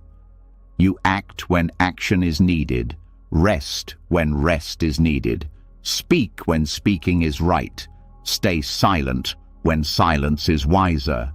You start feeling which situations call for effort and which call for release. You begin to sense the rhythm of life, and you let that rhythm guide you instead of constantly trying to override it. From this softer, wiser way of moving through the world, another possibility opens up. The courage to drop your need to defend yourself, to stop proving, explaining, and justifying who you are. Because once you stop pushing against life, the next step is learning how to stop pushing against yourself. You've just stepped into the soft power of yielding, learning how to stop pushing against life and instead move with its natural flow. That alone creates a deep internal shift, a loosening of the inner fists that once clenched around control. But as you soften into life, you begin to notice another kind of tension that still lives inside you. A tension that doesn't show up in your muscles or your breath, but in the way you respond when someone questions you, misunderstands you, doubts you, or criticizes you. A subtle tightening of identity, a quick rise of explanation, a sudden urge to protect your image. This reflex reveals one of the deepest attachments of all, the need to defend yourself. Now, you are ready for the teaching that dissolves this reflex from its roots. There is a moment, small and sharp, when someone says something that hits your ego. It could be a simple misunderstanding or a harsh judgment. It could be a suggestion that makes you feel inadequate, or a tone that makes you feel dismissed. In that moment, something inside you activates. A voice rises quickly, insisting, "You have to explain yourself. You have to correct them. You have to prove you're right. You have to protect how they see you." This is the impulse of defensiveness, a deeply conditioned response that arises not from truth, but from fear. Defensiveness comes from the belief that your worth is fragile, that if someone misunderstands you, you lose value, that if someone criticizes you, you are diminished, that if someone disapproves, you are unsafe. This belief forces you into constant self-justifying. You polish your image, you over-explain your motives, you replay conversations trying to sound perfect, you correct small misunderstandings even when they don't matter. You defend your choices endlessly. This creates exhaustion because you are constantly performing a version of yourself for others to accept. The quiet courage of non-defensiveness begins with recognizing that you do not need to protect what is true. Truth is stable. Truth does not require debate. Truth does not collapse under misunderstanding. When you know yourself clearly, you no longer panic when others don't. You stop trying to control how you are perceived. You release the obsession with being right, understood, admired, or validated. Non-defensiveness does not mean staying silent in the face of harm. It does not mean accepting disrespect. It does not mean letting people walk over you. It means choosing your responses from clarity rather than ego. You speak when needed, but not to protect identity, only to protect integrity. You correct when necessary, but without the desperation that comes from fear. You express yourself honestly, then let go of how others receive it. A powerful aspect of this practice is learning to let misunderstandings exist without chasing correction. Many misunderstandings are harmless. Many will resolve on their own. Many are rooted in the other person's perception, not in your truth. When you let these misunderstandings remain, something incredible happens.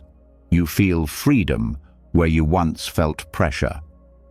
You realize that not every wrong judgment needs to be fixed. Not every misinterpretation deserves your energy.